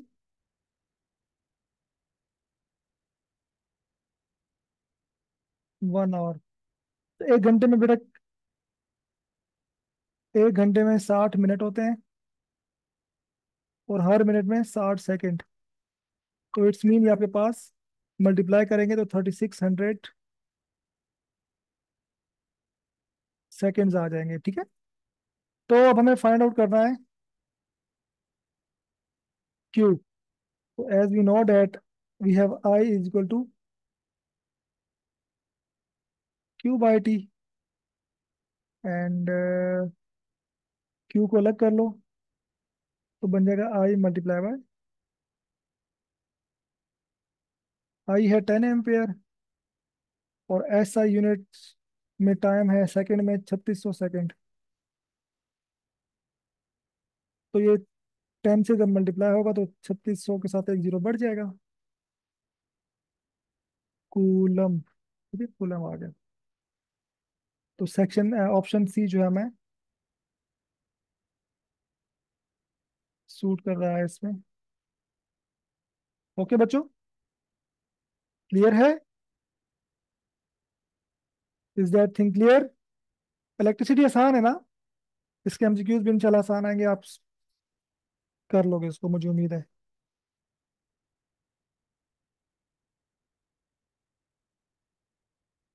ओके बच्चे।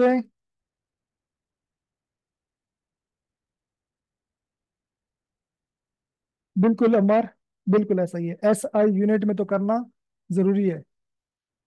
11 बजे के बाद देखते हैं बेटा।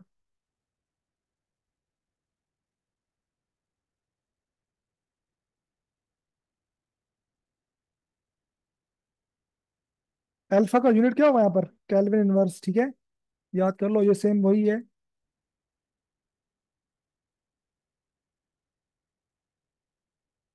सेंटीग्रेड इनवर्स, और ये इसका यूनिट है।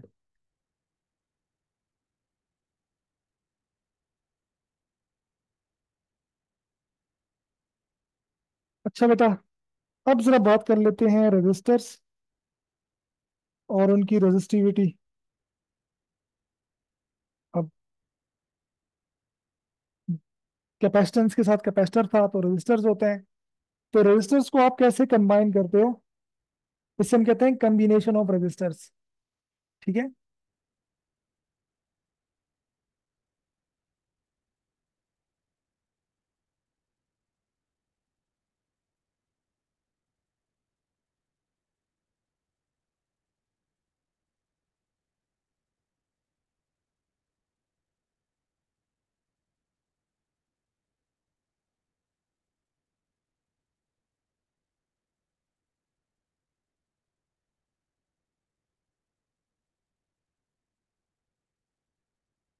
हाँ। सो सेम लाइक कैपेसिटर, यहाँ पर भी इसकी दो आपके पास बनती हैं। नंबर वन, इसको ना बेटा, इसका जो कंपोनेंट वो कुछ ऐसा होता है।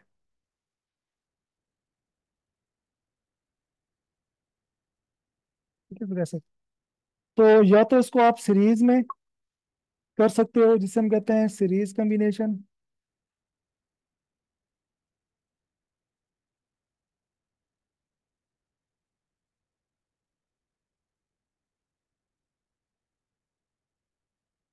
या मेरे बच्चों दूसरा होता है आपके पास पैरेलल कॉम्बिनेशन।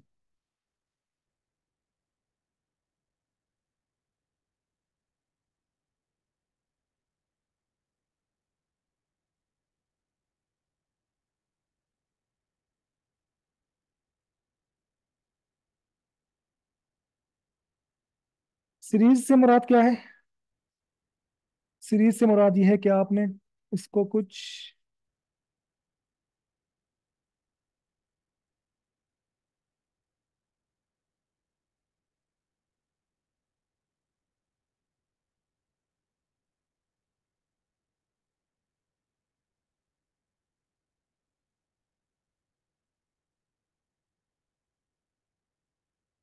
इस तरीके से लगाया। बेटा पैरेलल में क्या होता है? आप कुछ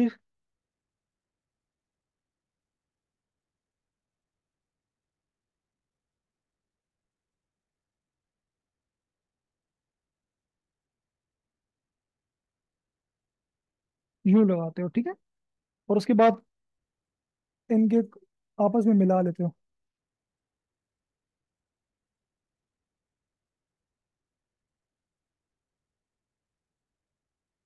ये बन जाता है पैरेलल कॉम्बिनेशन। ठीक है मेरे बच्चों। बाकी वोल्टेज से लगाना वगैरह वगैरह। यहाँ पर आपके पास resistors R1 R2 R3। This is R1, this is R2 R3। ये सीरीज का कॉम्बिनेशन मेरे बच्चों। और ये आपके पास R1 and R2 and R3। ये हो गया पैरेलल कॉम्बिनेशन। एक बात जो आप लोगों ने पल्लू से बांधनी है, बिल्कुल याद रखनी है, कि इन series combination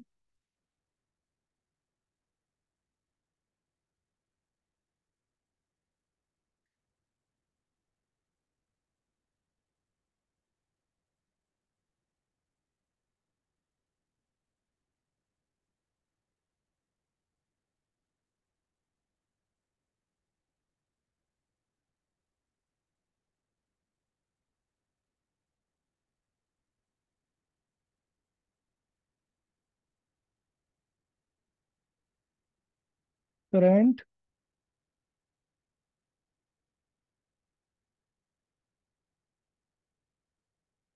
remain same but voltage very. Very mean change होता रहता है। लेकिन यहाँ पर ऐसा कुछ, यहाँ पर इसका उल्टा होता है।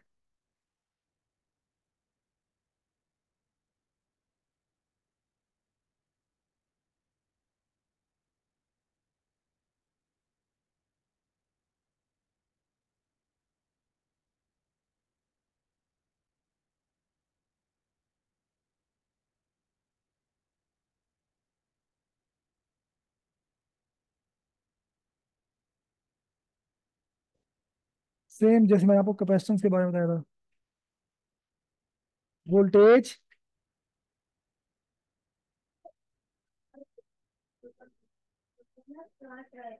Remain same. इस कंडीशन में वोल्टेज मेरे बच्चों सेम रहता है, बट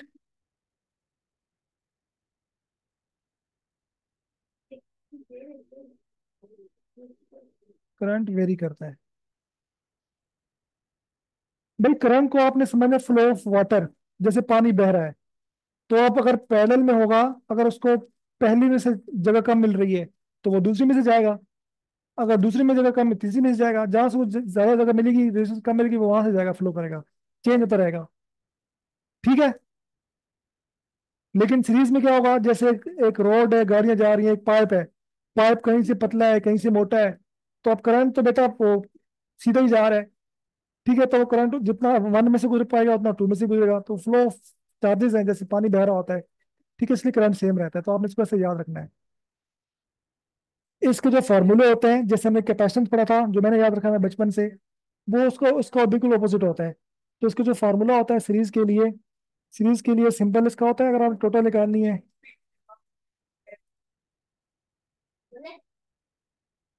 तो सिंपली आप इसको ऐड कर दो, R1।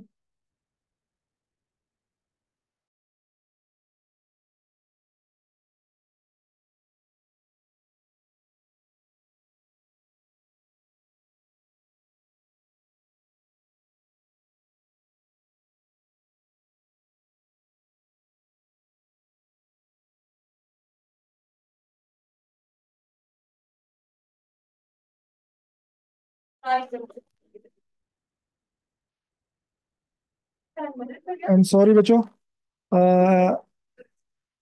Now I am audible and clear. मैं ऑडिबल हूँ, क्लियर हूँ बच्चे? आवाज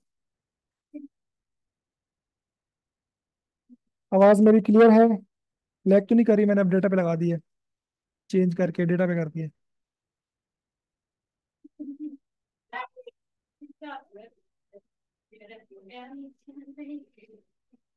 ठीक है, तो बेटा पैरेलल कॉम्बिनेशन में क्या होता है कि आप इसको, हेलो,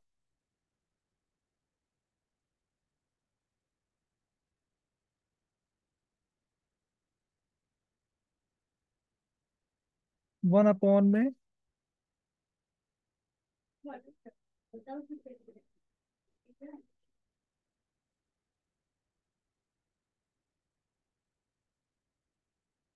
ठीक है, मतलब टोटल की वैल्यू कम आएगी आपके पास,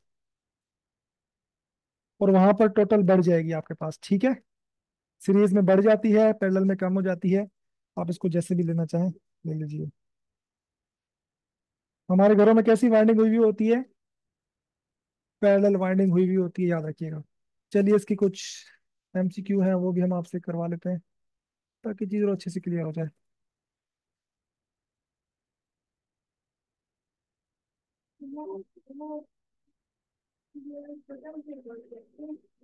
अच्छा जी बच्चों जी,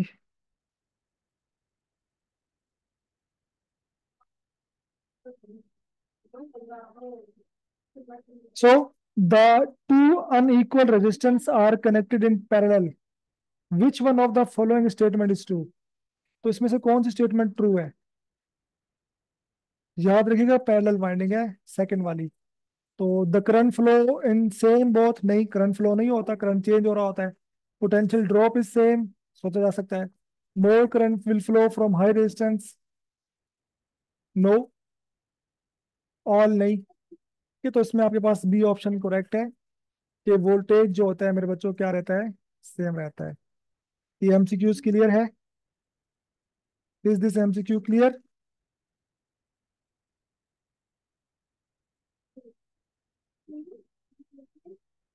आसान सा था मेरे ख्याल में। भाई दो रेजिस्टेंस है, जो कि, फिर रिपीट करता हूँ मैं, दो अनइक्वल रेजिस्टेंस है, R1 R2, उनको आपने लगा दिया पैरेलल में। ठीक है, ये दूसरी वाली कंडीशन में। तो आपको पता है पैरेलल कंडीशन में क्या होता है, वोल्टेज कांस्टेंट या सेम रहता है। तो इसका option B, the potential drop या पोटेंशियल डिफरेंस, जो भी आप कहते हो, इज सेम इन बोथ। ठीक है, तो पोटेंशियल डिफरेंस सेम आएगा। चलिए नेक्स्ट MCQ करते हैं जरा। It is slightly typical. तो देखो बेटा, ये थोड़ा सा मुश्किल है, इसको आपको समझना है गौर से। क्या बच्चों?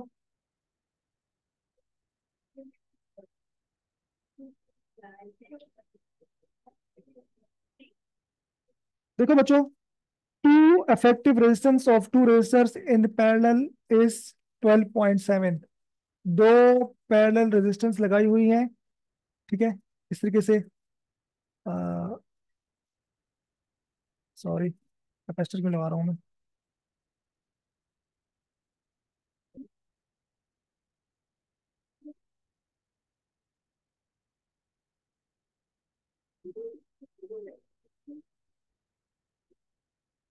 ठीक है, और इसका जो आंसर, फुल आंसर आ रहा है ना, रिक्वायर्ड मीन, जो आखिर में आंसर आ रहा है वो है 12/7 ओहम। इसमें से एक R1 है, एक R2 है। तो this is R1, this is R2। ठीक है, if one of the resistors is discounted as resistance becomes 4। ठीक है, तो एक की वो कह रहा है 4 ओहम है, the resistance of the other resistors, तो आपको इसकी मालूम करके बतानी है। ठीक है मेरे बच्चों, सो आसान सा एमसीक्यूज है, देख लीजिएगा। टोटल,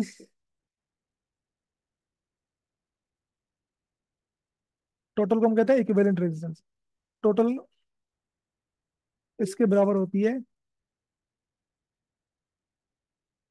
ठीक है, इन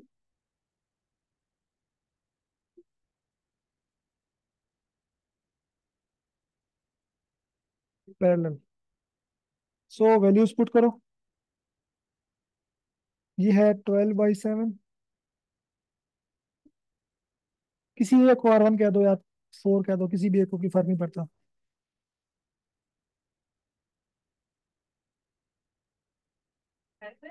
अब 12, 1 डिवाइड बाई 12 डिवाइड बाई 7 आ रहा है, तो ये बेटा 7 ऊपर चला जाएगा, 12 नीचे। ठीक है, इसको आप ऐसे लिख सकते हो।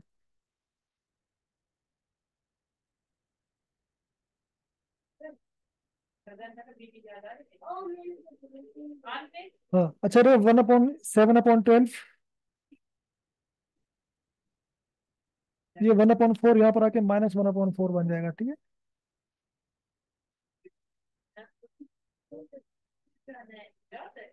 ये R2 हो गया। ठीक, ठीक है बच्चों,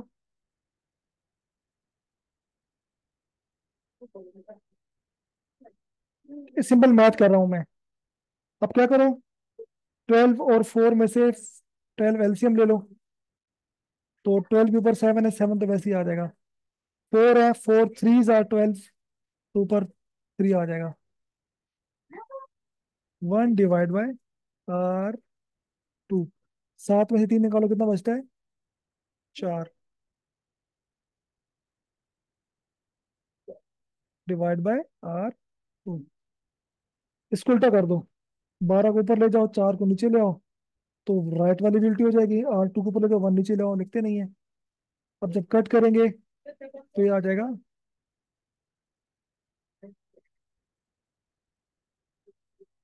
3 ओम।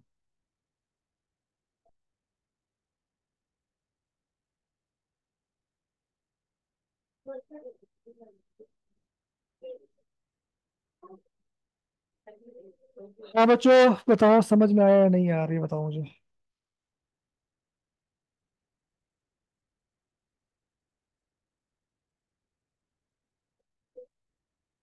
इजिएस्ट, वाह, गुड उजैफा, माशाल्लाह, उबैदुल्लाह, माशाल्लाह, गुड। आसान था ना, बिल्कुल सिंपल कैलकुलेशन है यार। मेरा नहीं ख्याल किसी को प्रॉब्लम होगी, होनी चाहिए।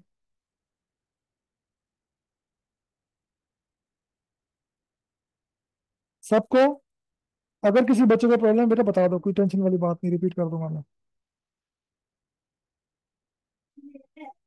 चलो, कोई ऐसा सवाल आंसर किसी बच्चे ने नहीं कहा, मतलब सबको समझ में आ गया। अच्छा बच्चों, सिंपल कैलकुलेशन है बेटा, ये कैलकुलेशन तो आपकी फिर स्ट्रॉन्ग होनी चाहिए ना। कैलकुलेशंस में अगर आप लोग वीक होंगे तो बड़ी प्रॉब्लम हो जाएगी।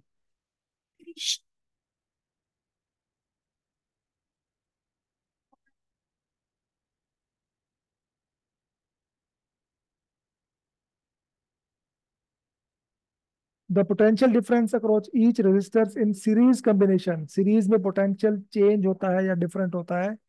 बिल्कुल बेसिक एमसीक्यू है ये। तो ठीक है, सीरीज कॉम्बिनेशन में, सीरीज कॉम्बिनेशन में आपके पास,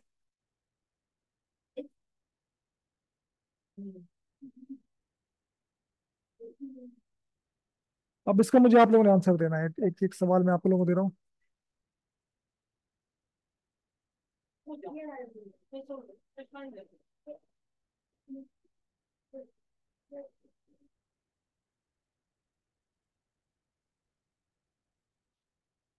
इसका बेटा क्या आंसर है? ये जो हमारी इलेक्ट्रिकल अप्लायंसेज हैं, इनको हम लोग सीरीज में लगाते हैं, वाई। सीरीज, हम लोग सीरीज में नहीं लगाते, क्यों? शाबाश, मैं थक गया हूँ थोड़ा सा। ये इससे आखिरी सवाल है, फिर हम चाहते हैं।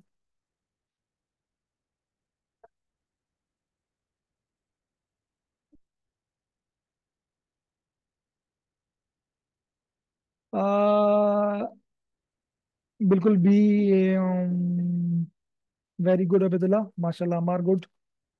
नूर, नूर सुबह गुड, रिदा गुड, माशाल्लाह। वर्दा वेरी गुड, माशाल्लाह बच्चा, मैं गुड। ठीक है, क्योंकि हमको ना डिफरेंट करंट चाहिए होता है। ये एमसीक्यूज बड़ा इंपॉर्टेंट है वैसे। जी जी ठीक। हमको ना, हम सीरीज में इसलिए नहीं लगाते, हमको हर अप्लायंस का अपना करंट होता है। किसी को 1 एम्पेयर चाहिए, किसी को 2, किसी को 0.5 में।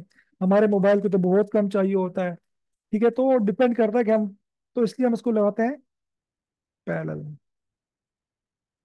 खैर मोबाइल पे तो डॉक्टर लगा होता है, वो उसको चेंज करके। सही है। अच्छा, अब हमारा एक छोटा सा टॉपिक है, एक और भी। इलेक्ट्रोमोटिव फोर्स, ईएमएफ, जो आप पढ़ते हुए आ रहे हो ना बच्चों। ईएमएफ, ईएमएफ जो आप बार बार पढ़ते हुए आ रहे हो, ईएमएफ क्या भला है?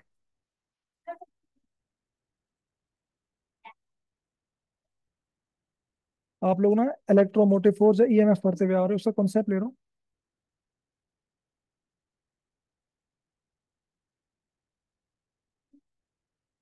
इलेक्ट्रोमोटिव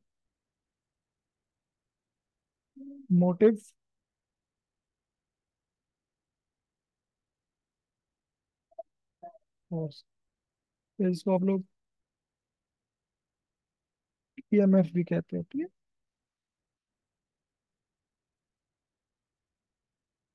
अगर आप आपको सिंपल अल्फाज में बताएं, तो basically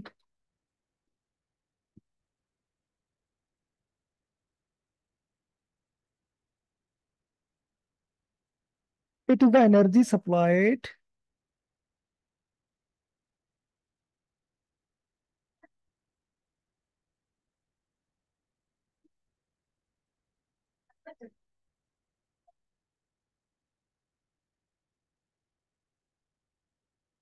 energy supplied to unit charge,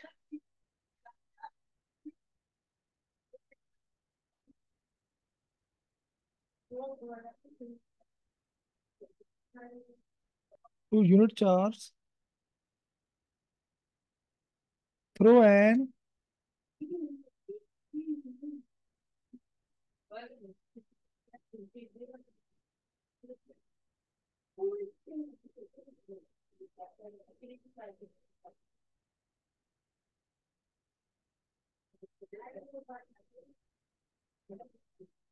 सही है।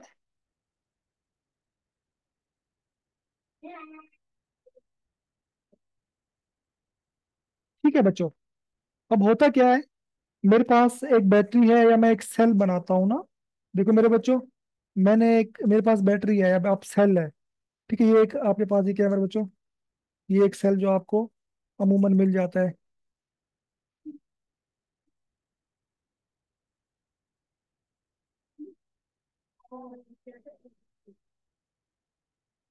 और ये सेल का मेरे ख्याल में पॉजिटिव होता है, और ये आई थिंक नेगेटिव होता है, ठीक है। अब सेल से फिर आप कोई ना कोई लोड लगाते हो, लोड का बेसिकली कहते हैं रेजिस्टर ही कहते हैं। ठीक है, तो मैंने एक इसके साथ लोड लगा दिया। मैंने इसको यहाँ से तार लगाई, फिर मैंने यहाँ से तार लगाई। फिर मैंने यहाँ से तार लगाई।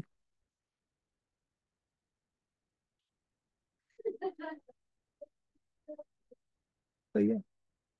रास्ते मैंने लोड लगाया।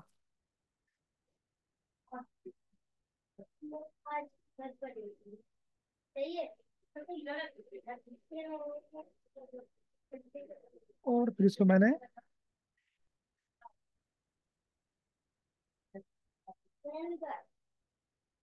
ठीक है बच्चों, तो मैंने इसको तार को यहाँ से मैंने, सही है, और इसकी रेजिस्टेंस आर। लेकिन सेल के अंदर भी तो बहुत सारे फिनोमेना हो रहे हैं ना। सेल के अंदर भी तो केमिकल्स मौजूद हैं और पता नहीं क्या कुछ। तो उसकी ना इंटरनल रेजिस्टेंस भी होती है, जिसे हम आर कहते हैं, ठीक है। R is the internal resistance of a source.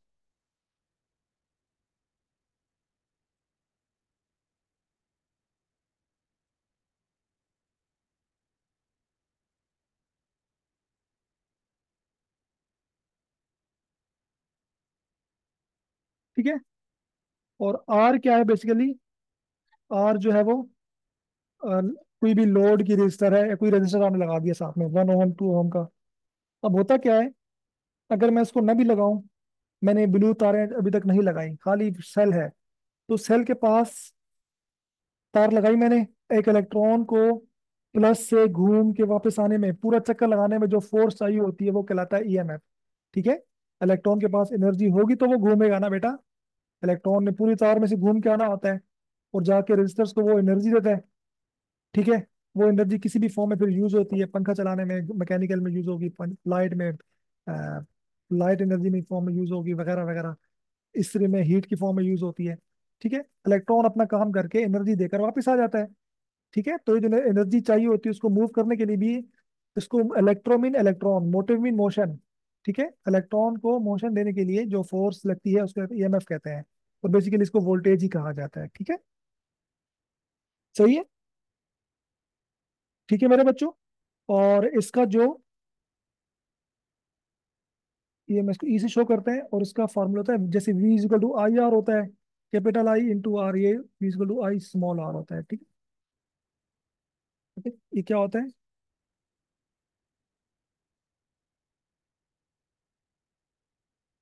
और फिर जब आप तारे लगा दिया आपने, तो एक करंट जाएगा, यहाँ से फ्लो करेगा, सार में से गुजरेगा, तो यहाँ पर भी ड्रॉप होता है, तो उसको कहते हैं V equal to I R capital R. ठीक है। तो अगर आपने लोड नहीं लगाया हुआ, जैसे मैंने बैटरी मैंने रखी हुई खाली, अभी तारे नहीं लगाई, तो उसको हम कहेंगे ईएमएफ उसके पास है। लेकिन आपने कोई लगा दिया, पंखा लगा दिया, आर यहाँ पर कुछ भी हो सकता है, पंखा हो सकता है, बल्ब हो सकता है, तो फिर वो दोनों उसमें ऐड होते हैं। और आपको पता है, ये कैपिटल आर जो है मेरा बच्चा, ये क्या है? ये आपके पास E for E M F is equal to I R. R जो उसकी इंटरनल है, और ये बेटा वी होता है, ठीक है, because V is equal to I capital R. तो इस यहाँ से एक बात समझ में आई, यहाँ से एक चीज हमने सीखी, कि जो आपके पास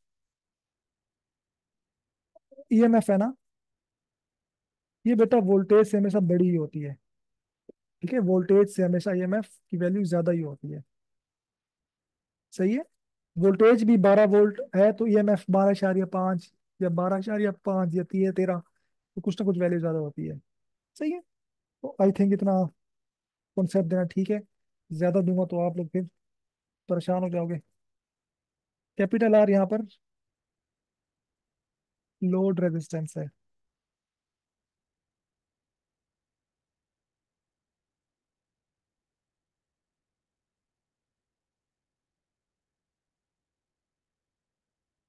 सही है बच्चों। तो अगर वोल्ट आपने आर नहीं लगाया हुआ, तो आई आर वाली टर्म को हटा दो, सिंपल बच जाएगा। आई आर स्मॉल आर वाला ईएमएफ वाली कहलाएगी। तो अगर आप लोड लगाते हो तो आप, ठीक है। तो जो वोल्टेज भी बेसिकली होता है, ये कहाँ का वोल्टेज होता है? उस रेजिस्टेंस के अक्रॉस जो वोल्टेज ड्रॉप हो रहा होता है, वो वाला वी होता है, कैपिटल वी वो होता है। ठीक है। ये आप लोगों ने कॉन्सेप्ट बिल्कुल अपने जहन में रखना है। एक छोटी सी चीज अगर आप लोग करना चाहो, असाइनमेंट दे रहा हूँ। एक कंडीशन है जहाँ पर वी जो है वो ई से बड़ा बड़ा हो जाता है, तो वो क्या कंडीशन है वो आप लोग जरा देखिएगा। इसमें कोई प्रॉब्लम बेटा ईएमएफ के टॉपिक में प्लीज मुझे बता दो। If you have any problem in this topic you can ask me.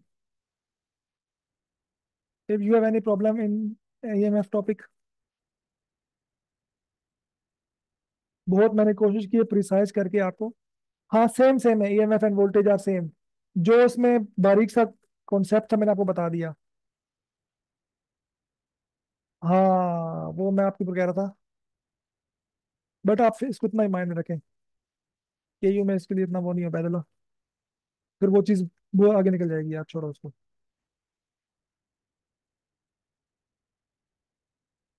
Very good Amar, absolutely right.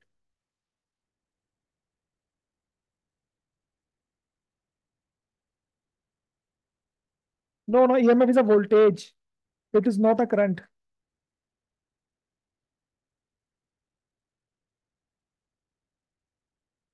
रिदा कौन सा टेस्ट बेटा?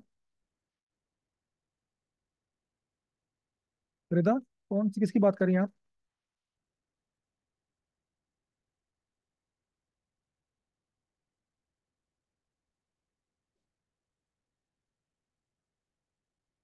अच्छा बच्चों देखो, अब आप, मैं कहता हूँ आप, मैंने बैटरी ली, ये सेल था ना, सेल के साथ मैंने कोई ना कोई बल्ब लगा दिया, ये कैपिटल आर इज कोई बल्ब है या कोई चीज भी है। तो क्या होता है, हीट निकलती है ना, हीट डिसिपेट होती है। हीट डिसिपेट माने निकलना, ठीक है, या वो उसको हम कहते हैं पावर डिसिपेट होना। तो उसका कोई ना कोई फार्मूला होता है, इसे हम कहते हैं पावर डिसिपेशन। ठीक है, दैट्स कॉल्ड पावर डिसिपेशन।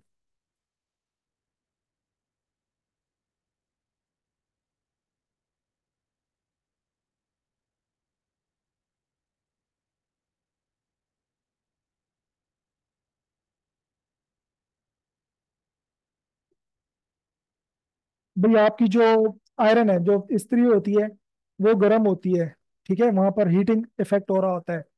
तो वो कितनी एनर्जी या कितनी पावर उसमें से निकली, ठीक है, उसका कोई ना कोई फार्मूला होता है, ठीक है। तो पावर का जो बच्चों बेसिक फार्मूला होता है, पावर का जो बेसिक फार्मूला होता है आप सबको पता है कि वो क्या होता है, वर्क अपॉन टाइम। ये आप बचपन से पढ़ते हुए आ रहे हो। The basic formula for power is,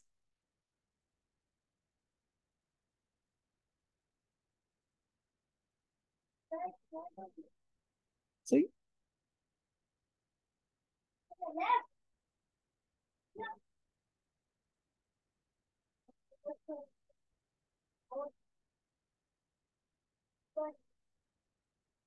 सही है। और इसकी छोटी सी डेरिवेशन है, वो करने के बाद ये तो बेसिक फार्मूला है। तो आपने बेसिकली तीन फार्मूला अपने जहन में रखने हैं, वो मैं आपको लिखवा देता हूँ। Number one, power will be equal to current into voltage.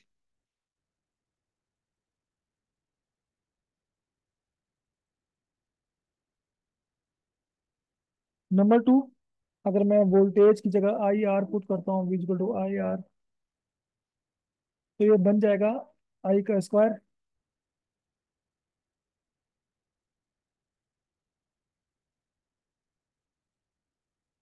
और अगर मैं पहले वाले फार्मूले में आई की वैल्यू पुट करता हूँ, वी अपॉन आर, आर वहां जाके वी से डिवाइड, तो मेरे बच्चों कुछ फार्मूला बन जाता है,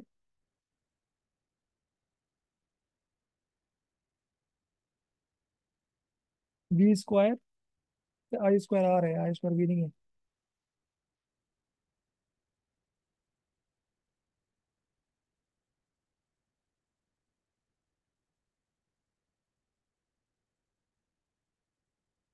ठीक है, तो सेकंड कंडीशन में आर ऊपर आ रहा है, मतलब पावर के डायरेक्टली प्रोपोर्शनल है। और थर्ड फॉर्मूला में पावर और रेजिस्टेंस आपस में इनवर्सली प्रोपोर्शनल है। तो आप लोग का माइंड क्या कहता है कि सर ये तीन फार्मूले बेसिकली पावर डिसिपेशन के हैं। इसका, इसकी डेफिनेशन आप लोग अपने फैसले में याद की होगी, इसके ऊपर आपने नहीं जाना। बट मुझे बताओ कि सेकंड फार्मूला कब यूज हो सकता है, या कब फेवरेबल है, और थर्ड कब फेवरेबल है। देखो, सेकंड फार्मूले में करंट आ रहा है, और करंट कांस्टेंट होता है सीरीज कॉम्बिनेशन में। तो यूजुअली जब सीरीज कॉम्बिनेशन होगा तो आप इस्तेमाल करोगे सेकंड, क्योंकि आई स्क्वायर आ रहा है, ठीक है।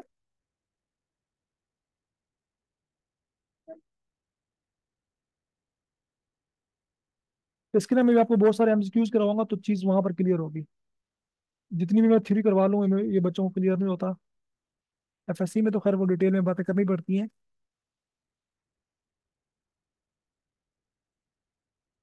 और ये चूंकि वॉल्यूम वोल्टेज आ रहा है तो ये पैरेलल कॉम्बिनेशन में, ठीक है।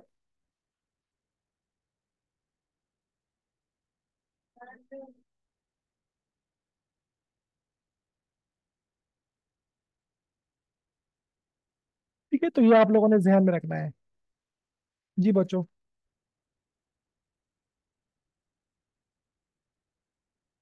हाँ जी, एनी प्रॉब्लम?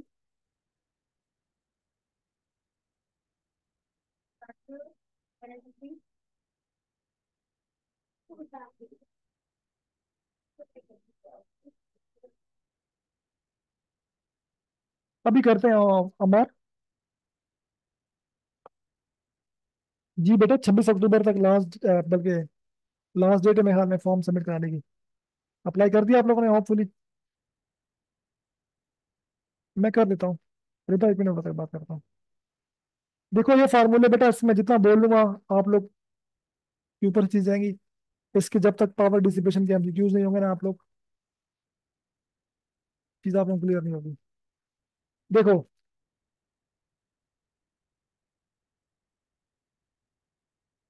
जाना मत, ये बड़े इंपॉर्टेंट एमसीक्यूज हैं इसके पावर डिसिपेशन के।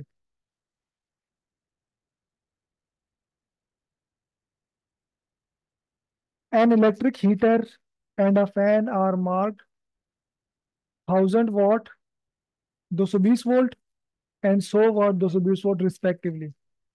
तो वो कह रहा है भाई, the resistance of fan is equal to the equal to that of heater, या less than that of heater, greater than that of heater, या जीरो।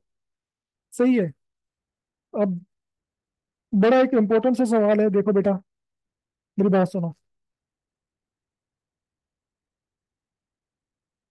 अब ना आपको वोल्टेज दी जा रही है तो वोल्टेज वाला फार्मूला आप ध्यान में रखो।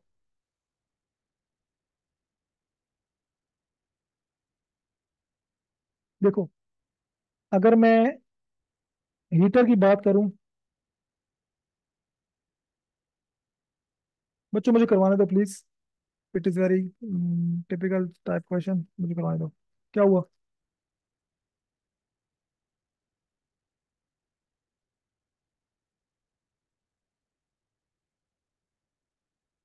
हीटर की पावर की बात करूं तो चूंकि वोल्टेज, ये वोल्टेज गिवन है और ये पावर गिवन है किसकी, हीटर की, ठीक है। तो V² बाय आर किसकी, हीटर की। और अगर मैं बात करूं फैन की, तो ये फैन की पावर गिवन है और इसका वोल्टेज गिवन है। वोल्टेज सेम है, दोनों का कांस्टेंट है। पावर ऑफ फैन,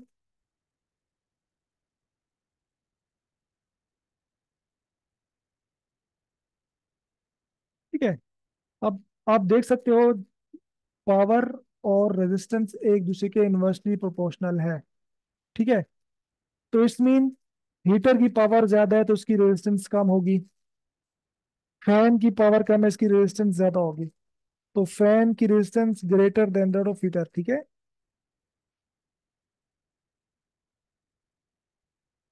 क्योंकि इन्वर्सली है, ठीक है, तो उसका मतलब ये है,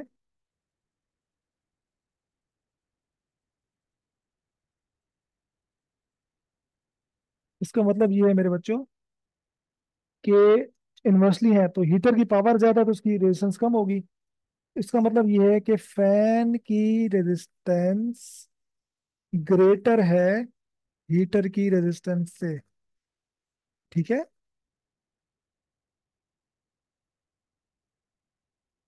सही है। चीज समझ में आ रही है नहीं आ रही बच्चों? आई नो थोड़ा सा कॉन्सेप्चुअल सा सवाल है बट क्लियर हो रहा है। आप निकाल के भी चेक कर सकते हो, टेंशन नहीं है। अगर समझ नहीं आया तो आप उसके वैल्यूज पुट करो, निकालो, तो जो आंसर आपको समझ आए मैंने आपको ट्रिक बता दी है। ट्रिक ट्रिक में से आपने बताना है, इन्वर्सली प्रोपोर्शनल है ना, तो जिसकी पावर ज्यादा होगी उसकी रेजिस्टेंस कम होगी। 24 आई थिंक, 26 है। इनवर्सली है ना बच्चे? Rida, I will explain it. Power और रेजिस्टेंस इनवर्सली प्रोपोर्शनल है, तो जिसकी पावर ज्यादा है उसकी रेजिस्टेंस कम है।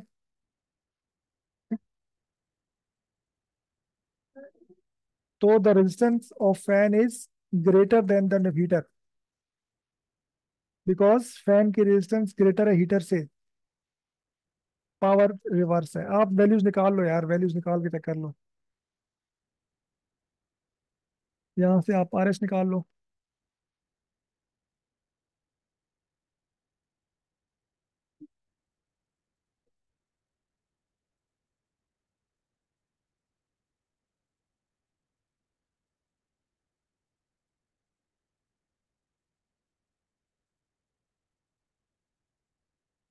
और ऐसे ही आप जो है वो,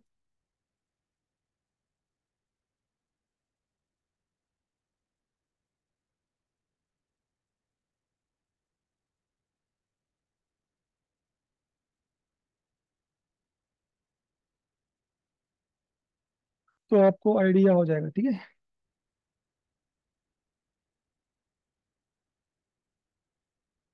सही है।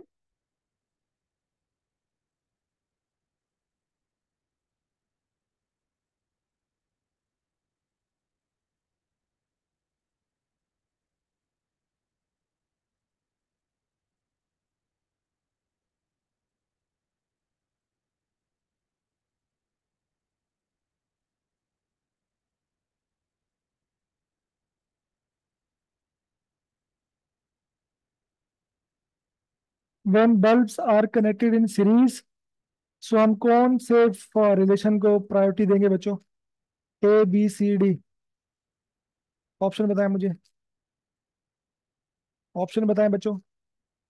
कौन से रिलेशन को प्रायोरिटी दी जाएगी?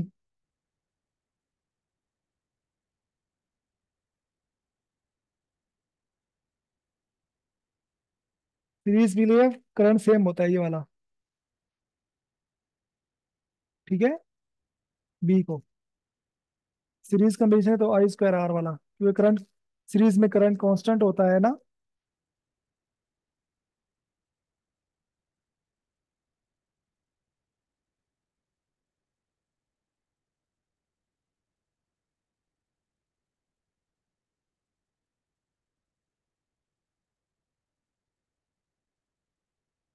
अब मैं आपको कुछ सवाल दे रहा हूँ। These are for your practice, ठीक है। अब मैं आपको कुछ प्रैक्टिस के सवाल दे रहा हूँ, फिर क्लास को ऑफ करते हैं।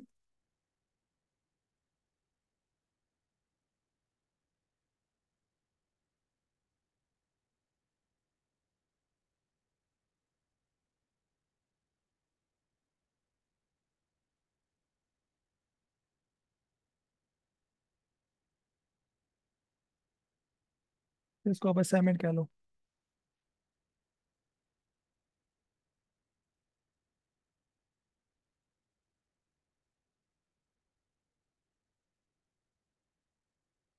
कुछ मैं आपको असाइनमेंट के सवाल दे रहा हूँ, काइंडली वो सॉल्व कीजिएगा। आपके लिए ही है, ठीक है।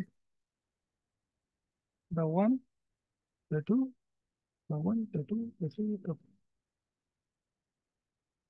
बल्कि मैं आपको उसका आंसर भी दे देता हूँ ना।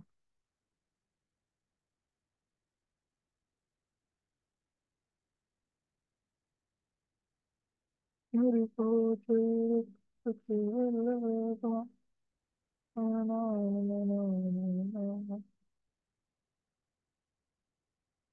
ठीक है, आंसर भी मैं आपको साथ दे रहा हूँ। सोल्यूशन प्लीज कीजिएगा।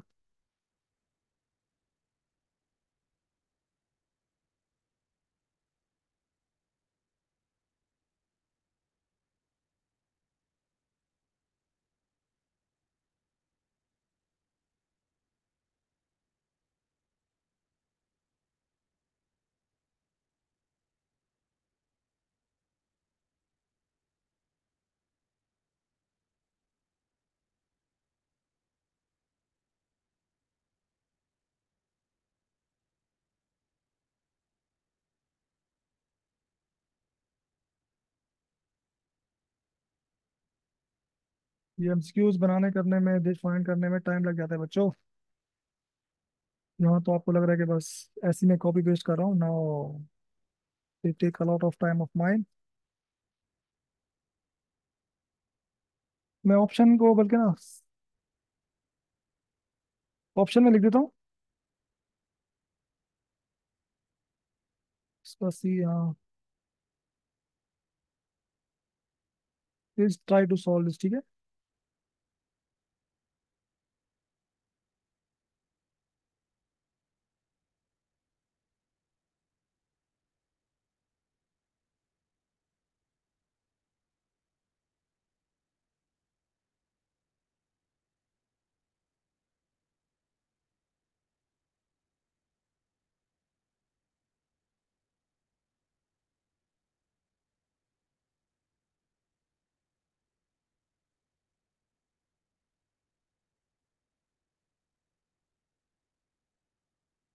और बंद देखिएगा, मैं आंसर में याद नहीं है मुझे। ओके बच्चों।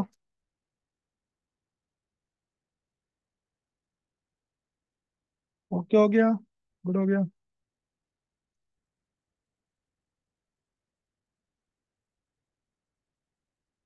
हाँ, work, heat, energy, this all और सेम। या तकरीबन 1.5 से 2 घंटे दो बैतुल्ला। आप तो कम भी तो चल जाएगा इंशाल्लाह, आपकी पेट अच्छी है।